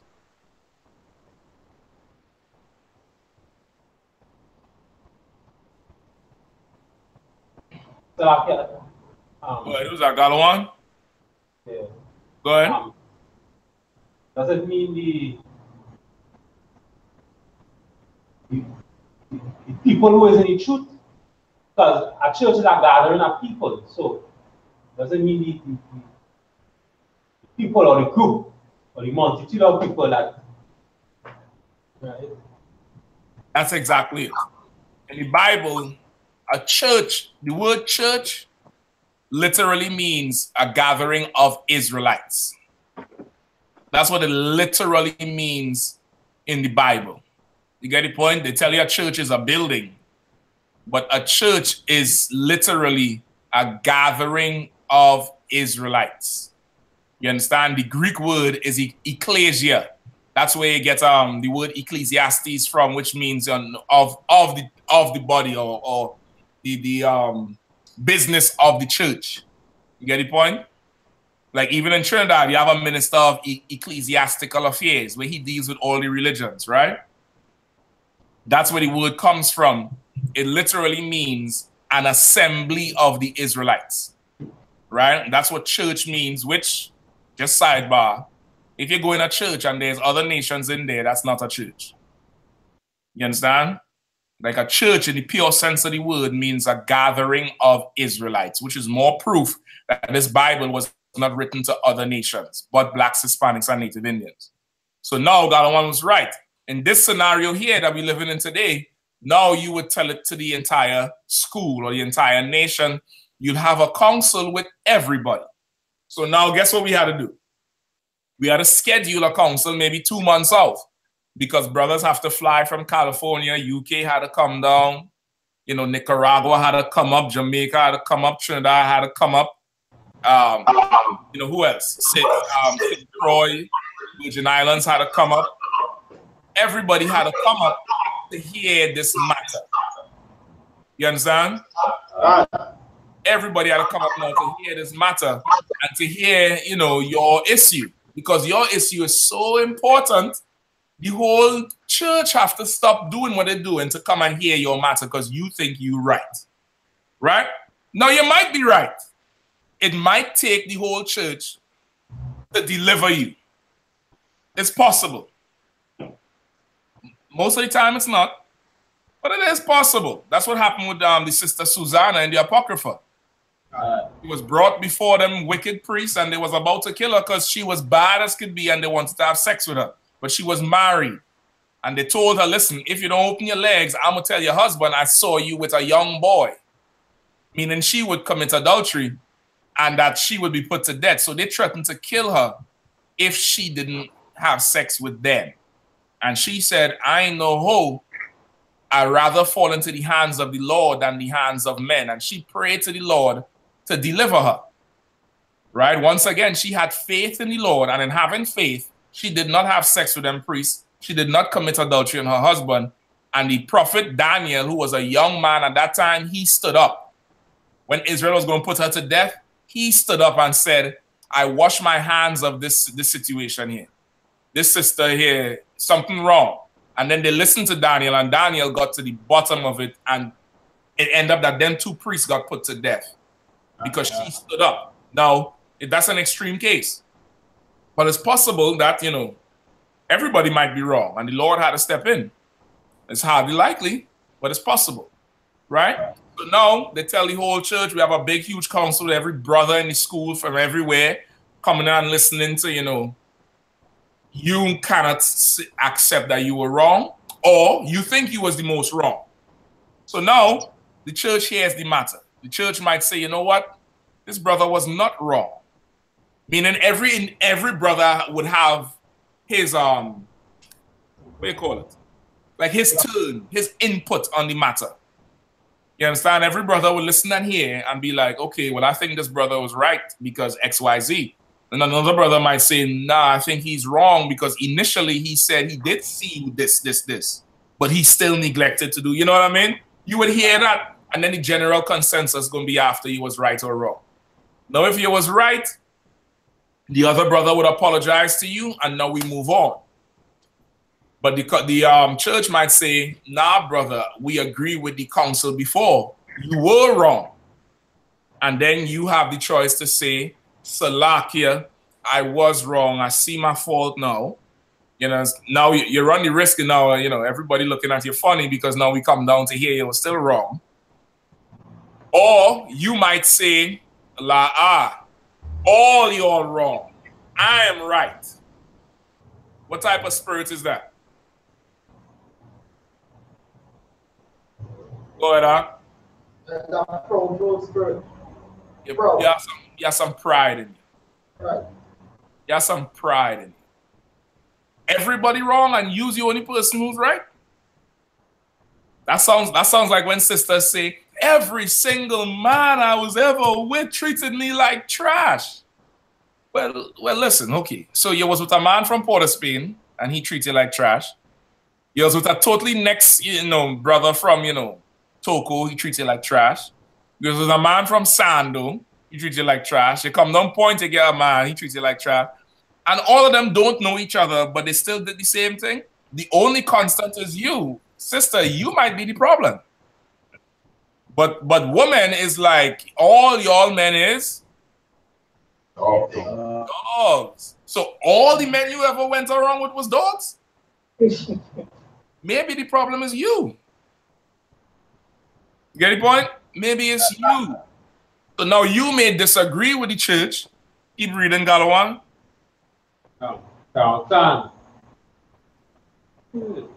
But if he neglect to hear the church, let him be unto thee as an heathen man and a publican. All right, what does that mean? First off, what is a heathen? Salaki. Go ahead, Gabar. Someone not in the truth, or the other nation. Someone from another nation, right? Okay. Someone who is from another nation, that's a heathen, right? What is a publican? Go ahead, Go ahead,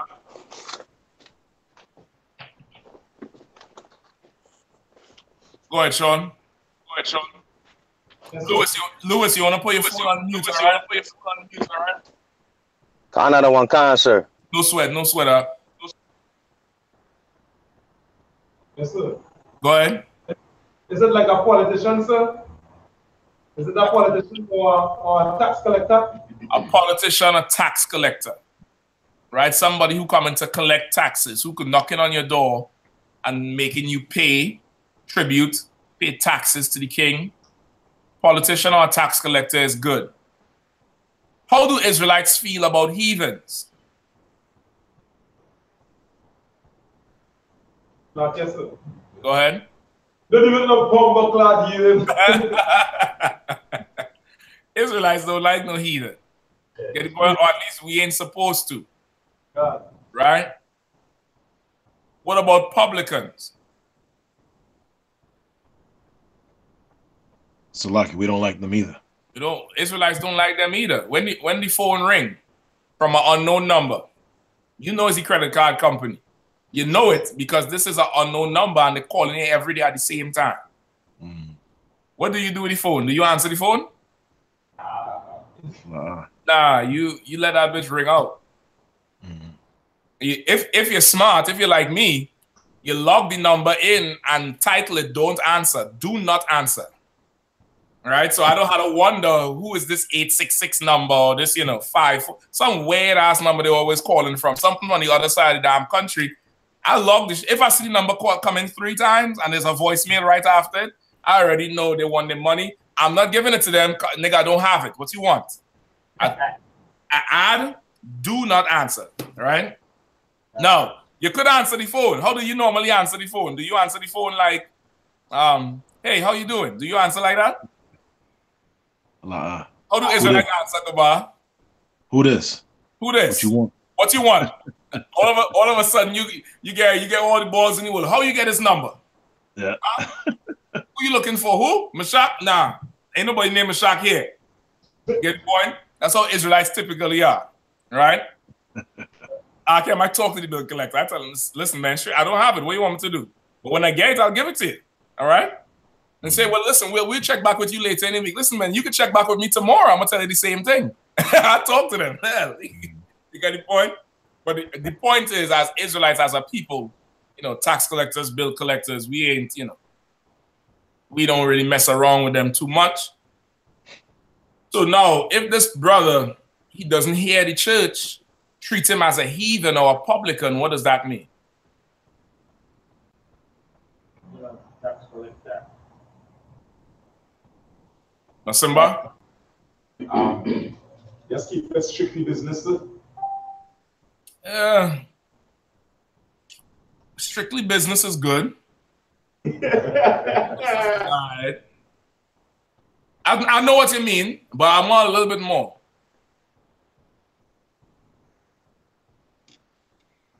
Okay, sir. Go ahead. All right.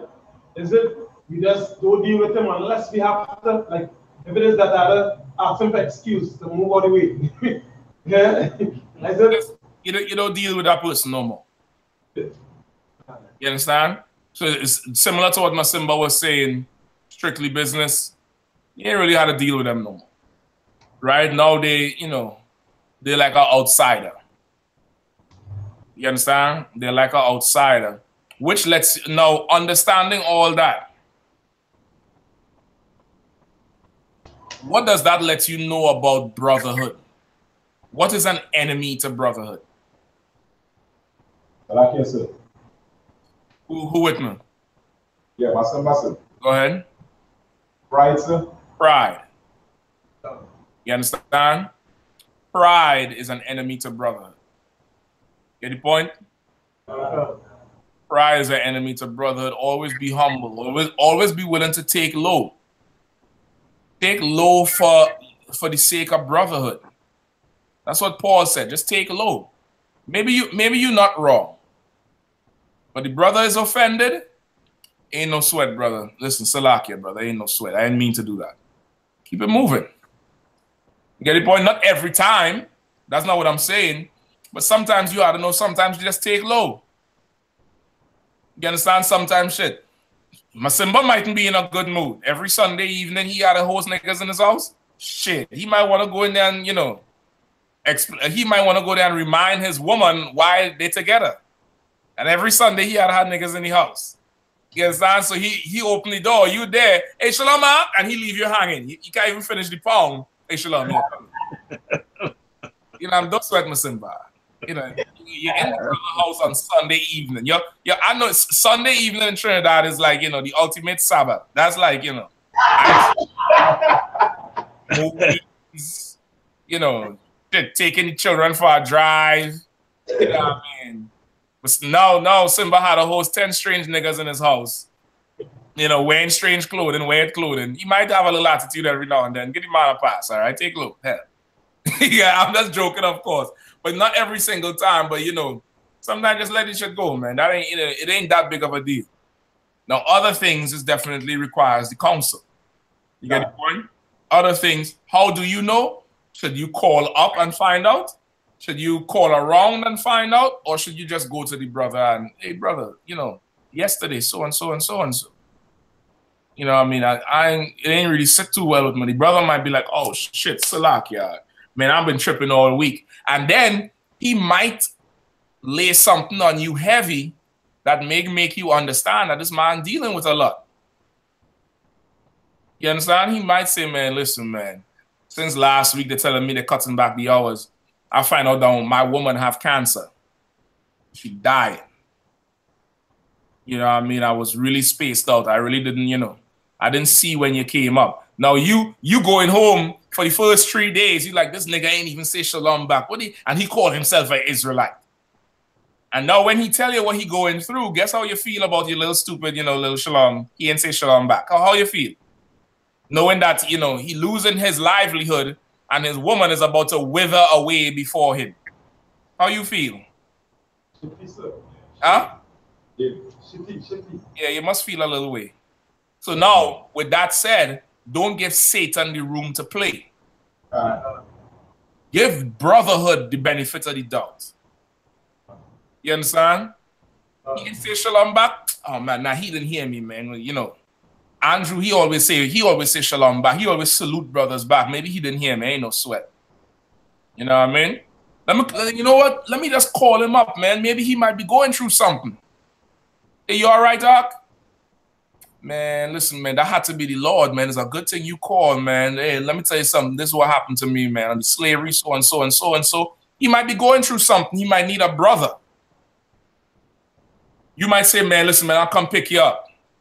You know what I mean? You might call Sean. Sean is a man, a woman all over the place. Shh, don't tell nobody. Right? Don't tell nobody nothing. Sean might say, yeah, man, Ayana and Keisha meet up with each other and they fight. Oh shit, listen, man, I have a case of Carib here, man. They come and drink some Carib and forget about them fools. They'll make it up after. You know what I mean? Like, it might be something like that. But there's no way to know if you sitting down thinking evil about the brother and going and telling everybody something in your head about him. You get the point? So that's the crux of brotherhood. You want to keep it tight. You want to always, be professional. Be professional. If there's no offense, there's nothing to be said. But if there is an offense, just go to him. You understand? We good? Okay. Khan on one Khan, sir. All right. Anything else? I'm sorry, I just want to know the precept for that is in Matthew 5:39, where it says, if he smite you on the right cheek, turn to the other. Yes. Yes, that's where we get to now. Let's get it quickly. Matthew chapter 5:39. But I say unto you that ye resist not evil, but whosoever shall smite thee on thy right cheek. Start at 37. Let me hear 37. Matthew chapter 5:37. 38, Salakia. Start at 38. 38. Ye have heard that it have been said, an eye for an eye, and a tooth for a tooth. But I say unto you that ye resist not evil, but whosoever shall smite thee on thy right cheek, turn to him the other also. Right. Okay. So now this year, what does the Christian church teach about this scripture? Go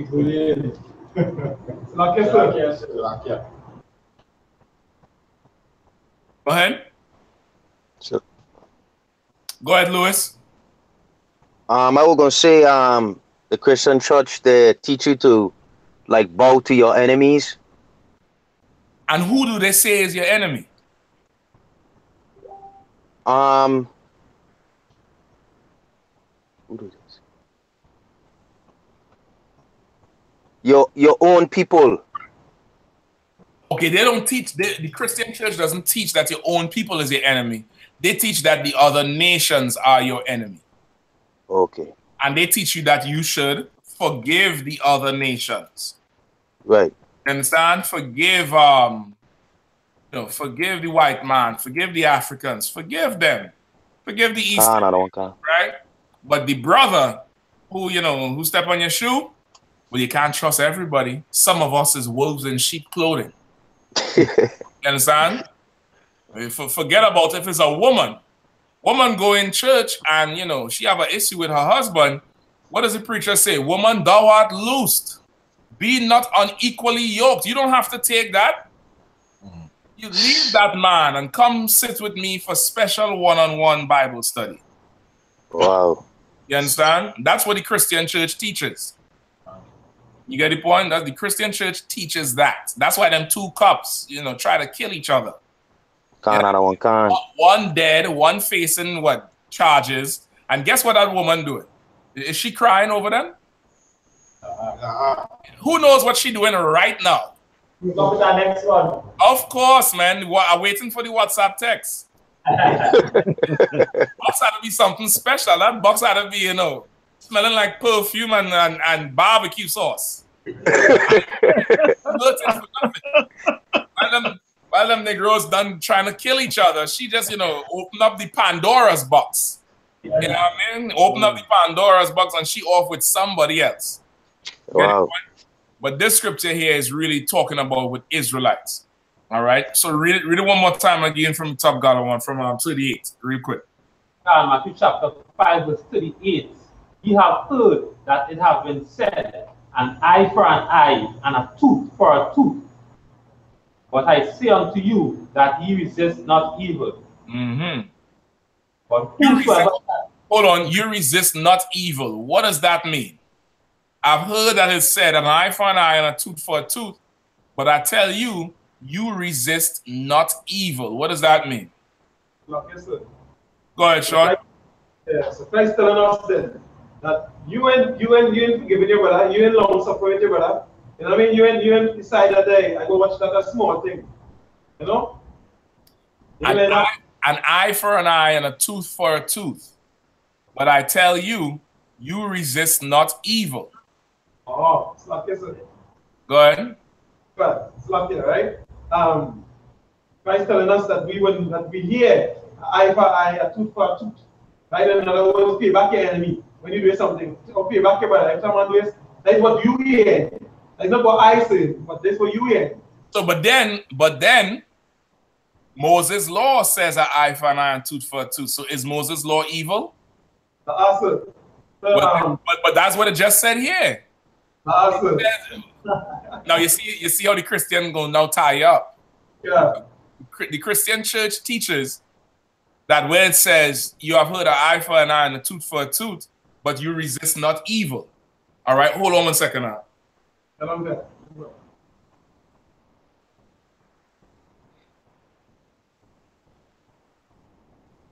One second, Akim.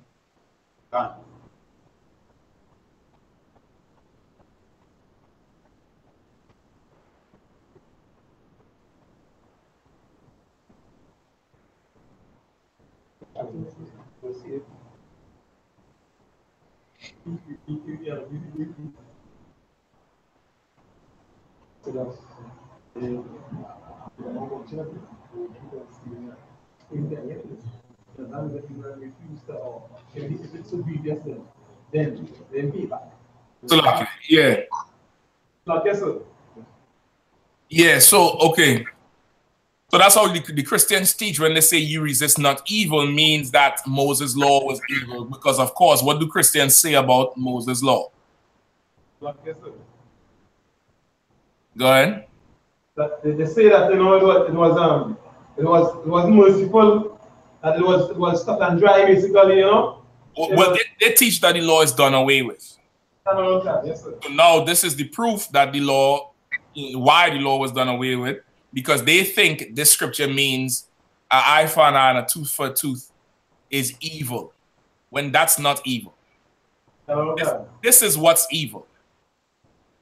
When the Sadducees and Pharisees, in fact, pull the scripture for me when they caught the woman in adultery. The woman caught in adultery. Look that up. Caught in adultery.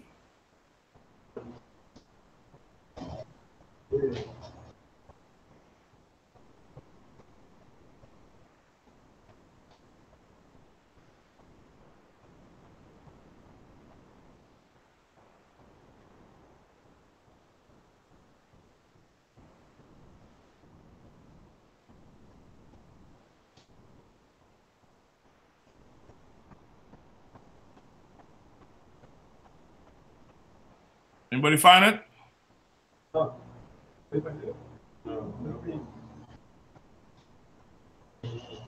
Give me John chapter 8. Give me John chapter 8. Start at verse 1. Give me somebody to read it nice and loud real quick, all right? The book of John, chapter 8, verse 1. Jesus went unto the Mount of Olives, and early in the morning he came again into the temple. All the people came unto him, and he sat down. Verse 3. And the scribes and Pharisees. Hold on 1 second. Lewis, you might have to put it forward on mute. We get it double back with your mic. But if you want to say something, just, unmute it, all right? So what, go ahead, Sean. John chapter 8, verse 3. And the scribes and Pharisees brought unto him a woman taken in adultery. Okay, so go ahead. Go ahead. And when they had set her in the midst, they say unto him, Master, this woman was taken in adultery, in the very act. What does that mean? In the very act?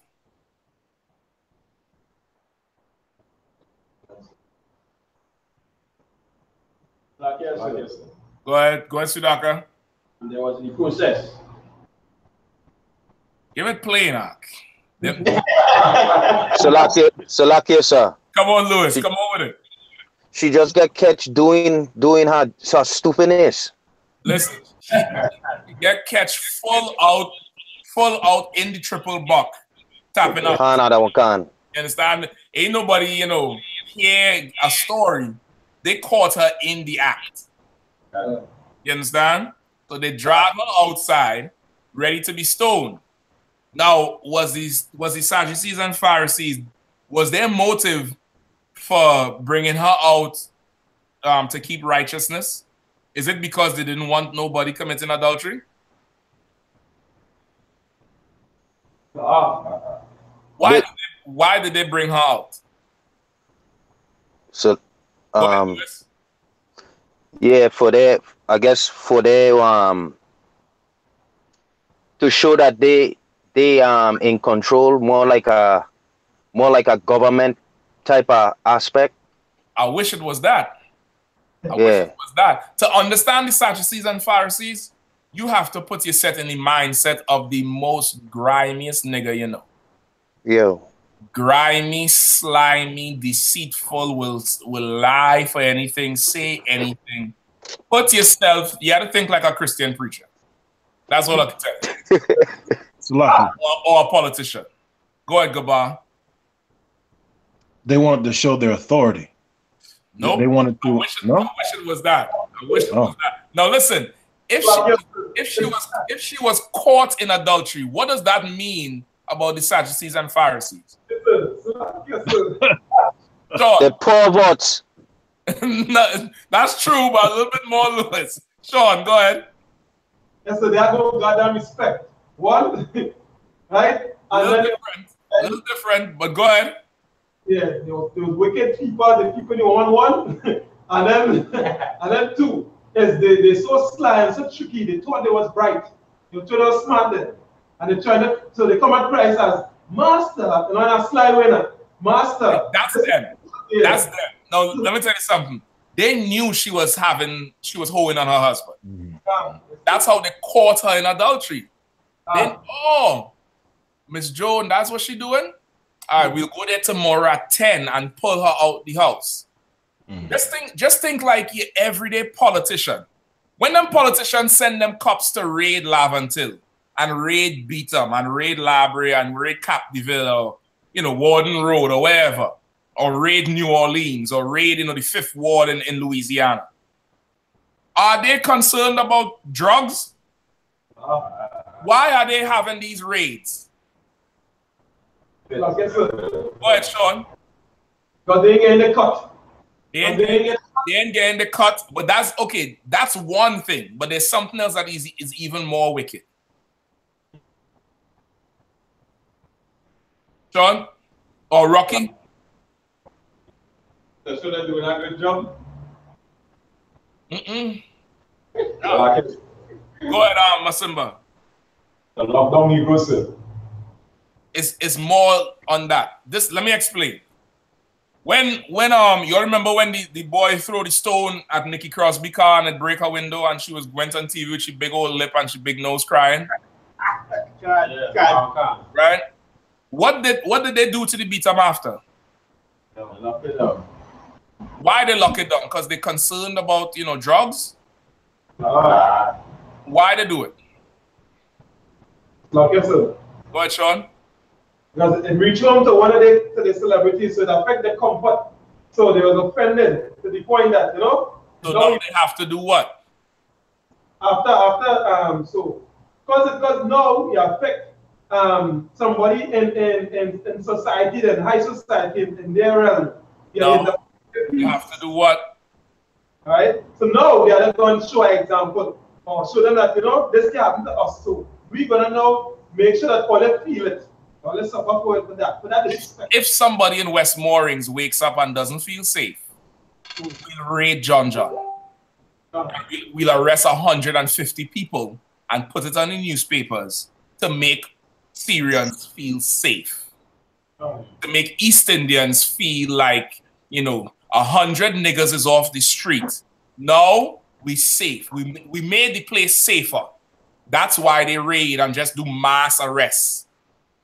Right? When the numbers low, when the quota getting low, when the judge and them need a little bit extra money, a little overtime, and when society complains about, you know, the ghetto. You know what I mean? The ghetto get out of control, no problem. Send the whole tactic squad, booted up, suited up, all the military vests, and just arrest anybody who on the street. You understand? Galawan went into Sealots the first time he went in too, brother. He walked in there to teach. On the other side, what was going on, Galawan?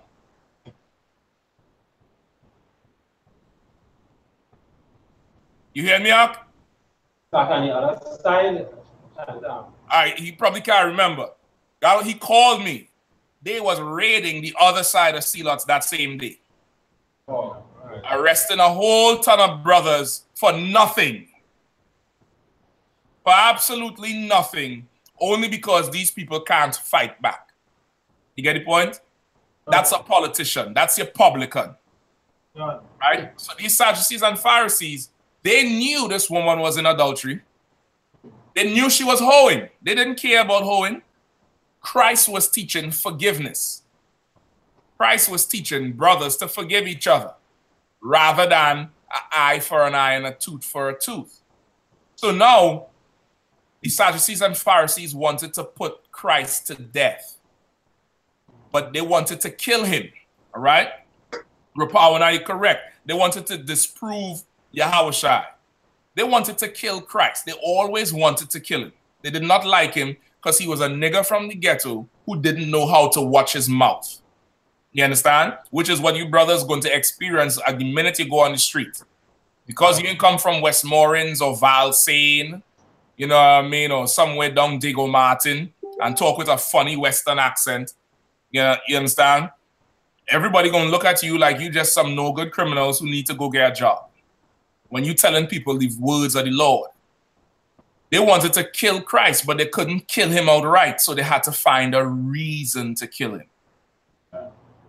So all the questions they would come to him with was to try to get him to speak against the Bible or to the law, Moses' law, because of course, the scriptures say, if a friend or a family member entice you to serve another god, you have to be the first one to cast the stone to put them to death. So they would always try to get Christ to go against what Moses wrote, to go against the law. So now he teaching forgiveness. The scriptures say eye for an eye, a tooth for a tooth. But he's saying, you resist not evil. Why? Because as a people, we like to put people to death for doing the same thing we do. That's Israel. We have become a nation of hypocrites. You understand? We have become a nation of hypocrites. I'm going to give you a prime example of it after. You read on in Luke 8. John 8, right? I mean John 8, Salaki. Yes, sir. Verse 5. John chapter 8, verse 5. Now Moses in the law commanded us that such should be stoned. But what's wrong? You understand? So now they're playing righteous. Well, listen, Moses said we had to kill her. What do you say, Mr. Forgiveness Man? Mr. Forgive? So what? We supposed to listen to you now and not Moses? Because really the same, no, okay, you gotta picture it. They drag her out and they're ready to stone her, meaning they got stones. Really, these stones is not for her. They want Yahawashi to say, no, don't kill the sister, forgive her, which is against Moses' law. So now they had the stones and they could do what to him? You understand? They came to kill Christ. You understand? Which is why Israelites don't like politicians. Because when politicians come around, they come in to lie and scheme. You get the point? We don't like that. They don't have no heart. You understand? Their heart black, like our brothers say, your heart black. You understand? Keep reading. Verse 6. This they said, tempting him, that they might have to accuse him. Right? They said this to try to tempt him, to make him say something so they could accuse him and put him to death. Go ahead. But Yahawashi stooped down and with his finger wrote on the ground, as though he heard them not. You understand? But Christ now, Christ is a G. Christ just stooped down on the ground and started drawing his sand. He stooped down like, these niggas think I'm stupid. All right. No sweat. No sweat. I got him. And he started just drawing in his sand, doodling with his finger. You know what I mean? Just, you know what I mean? He just, you know. But it looking like he ain't even listening to them. Keep reading. Verse 7. So when they continued asking him, he lifted up himself and said unto them. Now understand this. They asking him again while he's stooping down on the ground, drawing in his sand, like he don't even, you know what I mean? No, they're ready to kill him. He know they're ready to kill him, and he cool, because he a G. Just all right. And they ask him again, and then he's like, all right. He stand up, dust his garment off, and what he say? He that is without sin among you, let him first cast a stone at her. Read it again. He that is without sin among you, let him first cast a stone at her. He say, all right, no problem. Which one of y'all without sin cast the first stone? Meaning, they all could have been sinners. If there was one person who did not sin, they could throw the first one and the rest of them could have killed her. Keep reading. Verse 8. And again he stooped down and wrote on the ground. Verse 9. And when they heard it, being convicted by their own conscience, went out one by one, beginning at the eldest, even unto the last. You understand? Meaning, beginning with the most senior, gray-haired, seasoned politician and preacher, he had to drop his stone. You know why? Because he was committing adultery too. He having sex with men, women. You get the point? He having sex with men, women, doing the same thing, which is why it's so spiritual. What happened to them two cops? Because what is cops famous for? Cops is famous for pulling up by your house while you're offshore. Brother, if you're offshore, brother, put some cameras in your house. Put some cameras in your house. Nigel, you going and coming on every day, so you have it nice. See them brothers who go in 2 weeks on, 2 weeks off? Them brothers are salaki. That's why them brothers never have no woman. Yeah. They come straight from the 2 weeks off and go straight Villa Capri. Salaki. So I heard. They ain't have no woman in the house because why? Corporal so-and-so. You know, he's stopping by to make sure everything's safe. Good morning, Keisha. Everything safe? Yes, come in, officer. They're famous for doing that, so it's so nice that they do it to each other. And just how he feels to kill the other police, that's how brothers be feeling, but we can't do nothing. You understand? We can't do nothing about it. That's why what's the first thing she do when you tell her you ain't going out looking like a hoe? You ain't, go change your clothes. You're not going out looking like a hoe. Who is you? You're not the boss of me. I will call the police for you. But she ain't dialing 999. Special number. She have a special number to call. She have a special number to call because that's the fix-it man. That's the officer coming to secure the scene. Yes, and you remember that a reggae song, brother. Constable Brown. It starts off with two brothers talking, with a brother saying, "Oh, use the Babylon bops that always interfering in my domestic affair." And then the brother starts singing, "I'm Constable Brown, they call me Boy Blue. I have a warrant to arrest you." brother was beating his woman. But the whole song is about him beating his woman and the cop saying how he gonna make his ears ring like government phone and knock out his teeth and make him drink soup. But in the beginning of the song, the brother approached the cop and said, "Oh, use the police who interrupted in my domestic affairs," meaning the cop was having sex with his woman. And he found out, so he now wrongly, I ain't saying it right, wrongly laid some hands on the woman. She called Constable Boy Blue. And Boy Blue show up to beat the husband because Boy Blue is the man who having sex with the woman husband, with the brother wife. You get the point? Like you go back and listen down there every reggae song or every dance or whatever soca song. Just listen to the lyrics. It's always about adultery. Always. It's always singing about somebody else's woman. Boyfriend number 2, call me when he leaves to go to work. I can love you better. This brother, what's his name? Trey Songz. Trey Songz have a song where he said, "I can't help but wait." Wait on what? Wait on what, nigga? You understand? The whole culture is adultery amongst all the 12 tribes. Every single one. You get the point? Every single one. So Christ cut the Sadducees and Pharisees because he know they was adulterers. And they come in to stone her as if they pure. And they was cut and they all dropped the stones. Keep going. John chapter 8 and verse 9.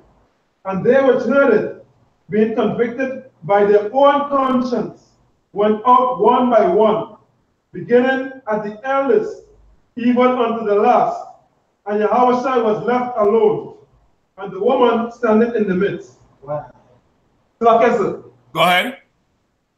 I just watching some. I don't know if I watched it correctly, sir, right? But the verse say, and Yahushua was left alone. But didn't they come to stone the woman?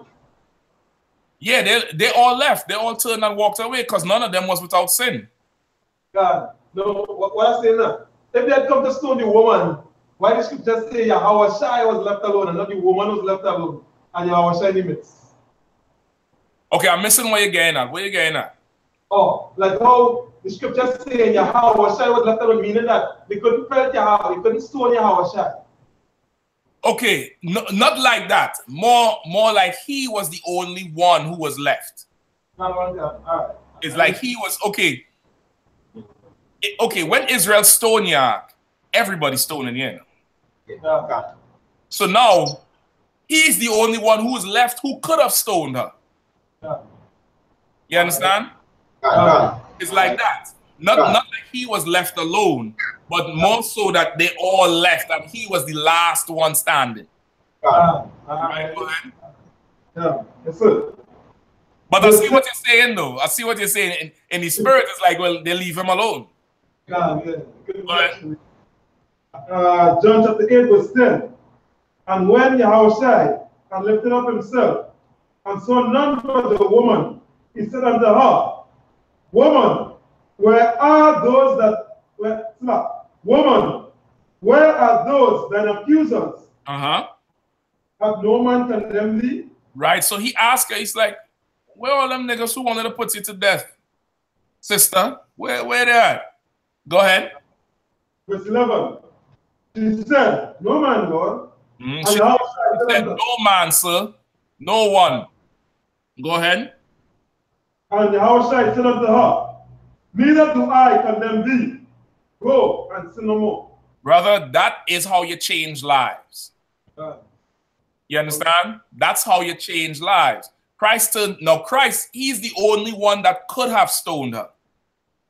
He could have picked up a stone and crack her right in her head, and she fall to the ground and pick up 5 more and crack her head in. And it would have been right according to the law. But remember, he did not catch her in adultery. He ain't accusing her of nothing. There's the ones who are accusing her. They bring her out, but they couldn't execute judgment because why? Go ahead, Nigel. You come in the class and you ain't say nothing. What's that one? I offended her. You ain't come and you ain't say shalom or nothing. What's going on, huh? Galawan, you see what I was telling you about Nigel, man? No, I'm joking. It's all good. What's going on, huh? Yes, go ahead. You was going to say something? Yes, so like I said, they were given unrighteous judgment. The judgment would have been righteous, but why couldn't they do it? So like, yeah. Go ahead, Akim. They themselves were in breach of the law as well. That's right. The other brother, young man there in the blue shirt, what he's going to say? Exact same thing Akim was now going to say. That's it. They also needed to be stoned themselves. You understand? And Christ cut them because they needed stoning themselves. So they couldn't throw no stones. And that's what he means when an eye for an eye and a tooth for a tooth, but you do not resist evil. It would have been an evil thing for them to do it, knowing that they deserve it themselves. You don't fight against the evil. You get the point? Because they would have put her to death. And guess what they would have done right after? Did I go by by Kimberly house? Hey Kimberly, where Mark? Well, he gone to work. Okay, I could come in there to check something. Yeah. You understand? They're going right back and doing that same thing. You get the point? So it was evil. That's what he means. He's like, you don't resist evil. And that's what we had to understand. An eye for an eye and a tooth for a tooth. You know, it had to stop. Not saying the law is evil, but we ain't in no position to, exact no vengeance. You understand? We ain't in no position. And let me show you a good example of the hypocrisy. How do brothers feel about homosexuals? How you all feel about some faggots? Fire and brimstone. Fire and brimstone, right? Bossy head, right? Gunshot, right? Right, Sean? All right. How y'all feel about them?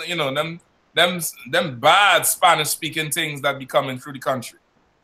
Ain't bad. Huh? Everybody get quiet now, right?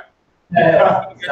But what about the Venezuelan that get caught wearing the police clothes, the inspector clothes in the pictures? How everybody feeling about her? If it's not a man, well, she right up. She all right. She's okay. Some of y'all want to put your garments on her. You all want to put your headband on the sister. Y'all be like, let she come and take some pictures by me. No sweat. How is it that brothers, especially, I mean, this is brothers on the whole. I can't even say Benjamin because it's the same thing here. Brothers are quick to crack a faggot head. But the strip clubs stay open. Them hoes is buying Benz and all. Them hoes driving better cars than me and you putting in 40 hours. Right? They're living in bigger, better houses than me and you. How is it that the strip club open and the whole house open, but the faggot must die? What's the difference? No difference. Is the whole difference? Well, explain to me the difference then, since there's a difference. God damn. Nobody say no difference. Say no difference. Ain't no difference. Rocky, let me hear you. Something with men like the supplement the we got persona. So no. Rocky, don't clean it up, Rocky. Don't clean it up. Rocky is like, they accept women to be the, so what? So she the weaker vessel, she allow her to be a hoe? Or is it that that there's some sort of satisfaction that comes from her being a hoe. That's it. Huh? No speaking no English? Is it that from this sister who hoeing, you could like seeing her? Everybody love Casper. Anybody try to stone Casper? Nobody ain't try to stone Casper. Everybody love Casper. Everybody love the hoeing, right? But the faggot, you had to put him to death. So really what you telling me is if I could get an orgasm from the faggot, he live too?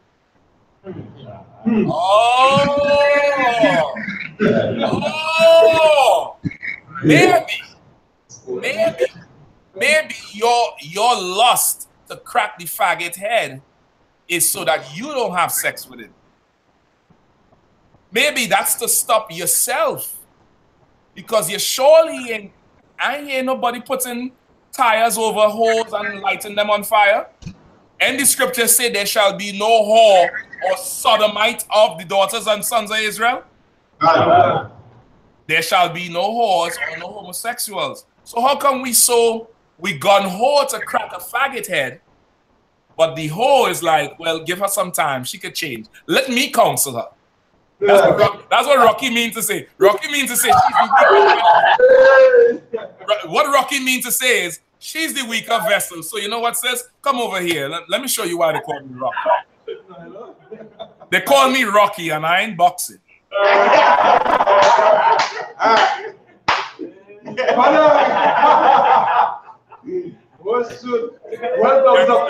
Come on, Nigel. Go ahead, Nigel. Is it also true that we in Israel is a habit of us measuring sin? Yes, but where do we get that habit from? Like, yes, sir. Go ahead. The Christian church. Thank you, Sean. To water, Sean, a hand. The water, brother. I was afraid for a second you was going to say something else. God, I see they're listening. You understand? No, in no way am I defending a faggot. But in no way am I defending the hoe. But it's something I observe that brothers is all gone hoe to put a faggot to death. Do you know women molest children too? But how do we feel about an older woman who forces a younger man to have sex? Like, yes, sir. Go ahead, Sean. I'll tell you from growing up here in certain things and how men are treated. The man is either he's a homo or you go very easy on her.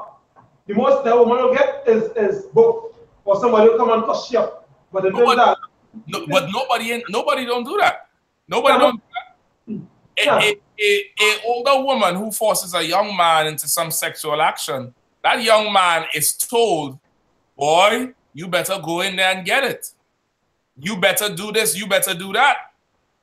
You know what I mean? You better go ahead, man. If I was your age, I'd have showed you what you'd look like when you spoiling that boy. You know Chris Brown. Chris Brown had sex when he was 8 years old.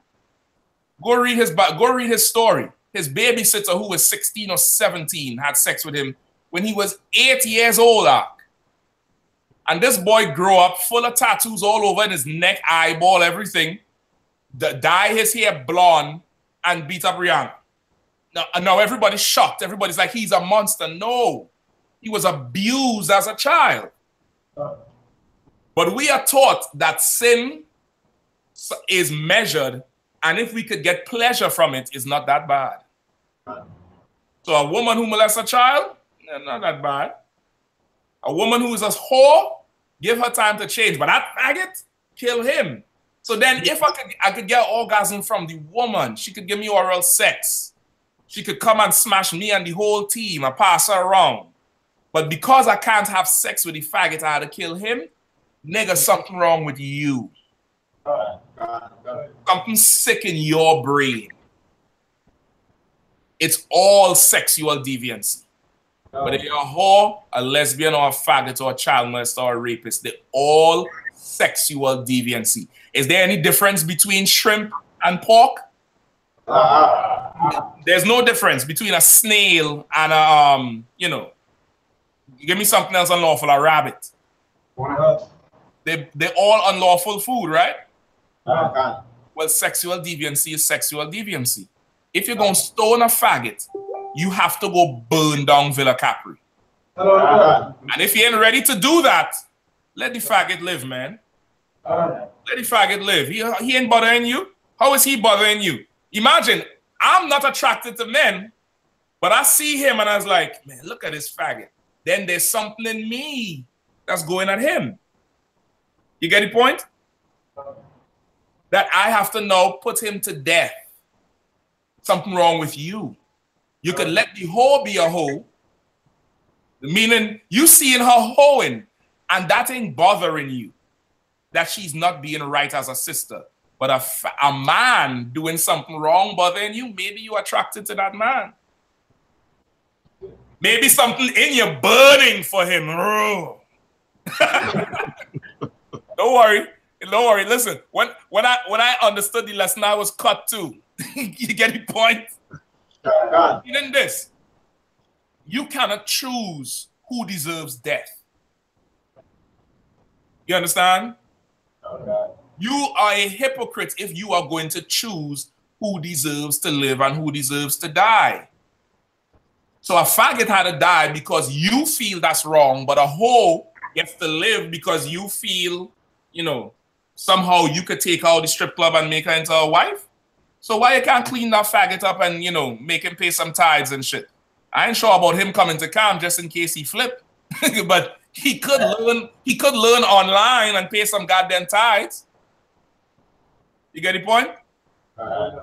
You can't decide who lives and dies. That ain't for you. And that's what Christ was teaching them Sadducees and Pharisees. And that's what he's teaching all of us. That's why he said he used without sin cast the first stone. Every brother who wants to kill a faggot is having sex with hoes. And not killing no hoe. Never putting a gun to her head, never lighting her on fire. I ain't seen no anti-hoe campaign. Is there any campaign to lock Casper up? Which she did itself? Any? No, there's none. When it should be, if you're doing to do that for the faggots, you have to do that for the hoes too. Right? Everybody mad with the homosexuals, right?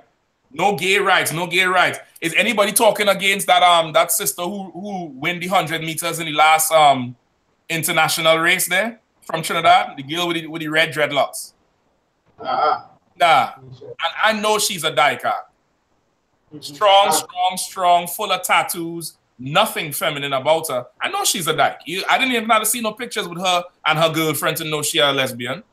But nobody talking against her, right? Why? Because why? Wow, a woman kissing her next woman. If I could somehow get in the middle there and two of them gonna kiss me, nigga, you're sick. Something wrong in your mind. You get the point? Right? Now, once again, you ain't gonna get that understanding nowhere but the Israelite school of UPK. You understand? Big Israelite groups gonna tell you, yeah, put the faggot to death and bring all the hoes in. So, some of them put the hoes to death and bring all the faggots in. And they went and then kill the faggot after. That's the proof. You understand? You all heard about them, the purple faggots who shoot the transsexual in the face. No, Did he shoot the tranny in the face before? Did the tranny approach him and offer him some ass? And he said, nah, fire Bonner Batibo and shoot the tranny in the face? No. He went into the room and got his massage and sexual favors. And after, when the guilt take him, what did he do to the faggot? Kill the faggot. You understand what I say? The impulse to kill a faggot, it comes from that. When you'll get the point. I ain't trying to explain it too much. You'll get the point, right? You ain't resisting evil. You deserve to die if that faggot deserves to die because you had sex with whores too. You spend money in the strip club, you spend money in Villa Cap. You get the point? You deserve to die too if that faggot deserves to die. And if you think you don't deserve to die, you do. Get the point? Go ahead. If you never went Villa, you smoke weed. If you never smoked weed, you had sex with somebody else woman. Whatever it is. You deserve as much death as you want to give. Go ahead, Sean, quickly. Even I just think so. Even like, remember you sleep with somebody else woman, but they sleep with somebody and they went and impressed this small with a box of chicken, with a Jordan, whatever the case is, and leave your sister. Still the same thing, sir. If okay, what you saying is like if you go have sex with a woman and then you throw her away. Yeah, hold up, just hold up. Well, Christ said that's also adultery. You can't put away a woman you have sex with. Right. Whoever you're having sex with now, Akim, Salakia, I hate to be bearer of bad news, that's your wife. All right. If it's somebody if it's somebody you was just doing to get your rocks off, no problem. Get your rocks off for the rest of your life. You're locked in. That's it. It's done. Don't leave this room tonight and then call her up and say, hey, you know you're not supposed to eat pork. That's what Satan gonna tell you. You're not supposed to eat shrimp. And then she's like, boy, who is you? I could eat my pork. Well, we done. The Bible said don't be unequally yoked. And you come to class next day like, yeah, you know, she didn't want to get with the program. She left. Nah, you got rid of her. You get the point? That's your woman now. You get the point? That's it. It's a done. You sisters, you doing whatever you're doing, that nigga is your man. The problem is some of you all have multiple men. So that's a mess. Just, close your legs and come to class for 6 months and Lord will work it out. All right? We over on the time a whole lot. We're going to clip it there for tonight. So just save the questions for next week. Or, we have class tomorrow with Jeremiah Hyman on Facebook, on the Facebook channel, One West Online Classes. Tuesday night, we had the Brotherhood. Wednesday, the Lord. Thursday, Scripture Breakdown on the YouTube. I.S.U.P.K. Online Classes. Friday, we had the Hebrew language class. Saturday is the Sabbath service. And all throughout the week, it's different classes all over the country, all over the world, everywhere. You'll make sure and tune in. You can get your questions answered there too, all right? All right. And that's about it, Akim. Shalom. All right.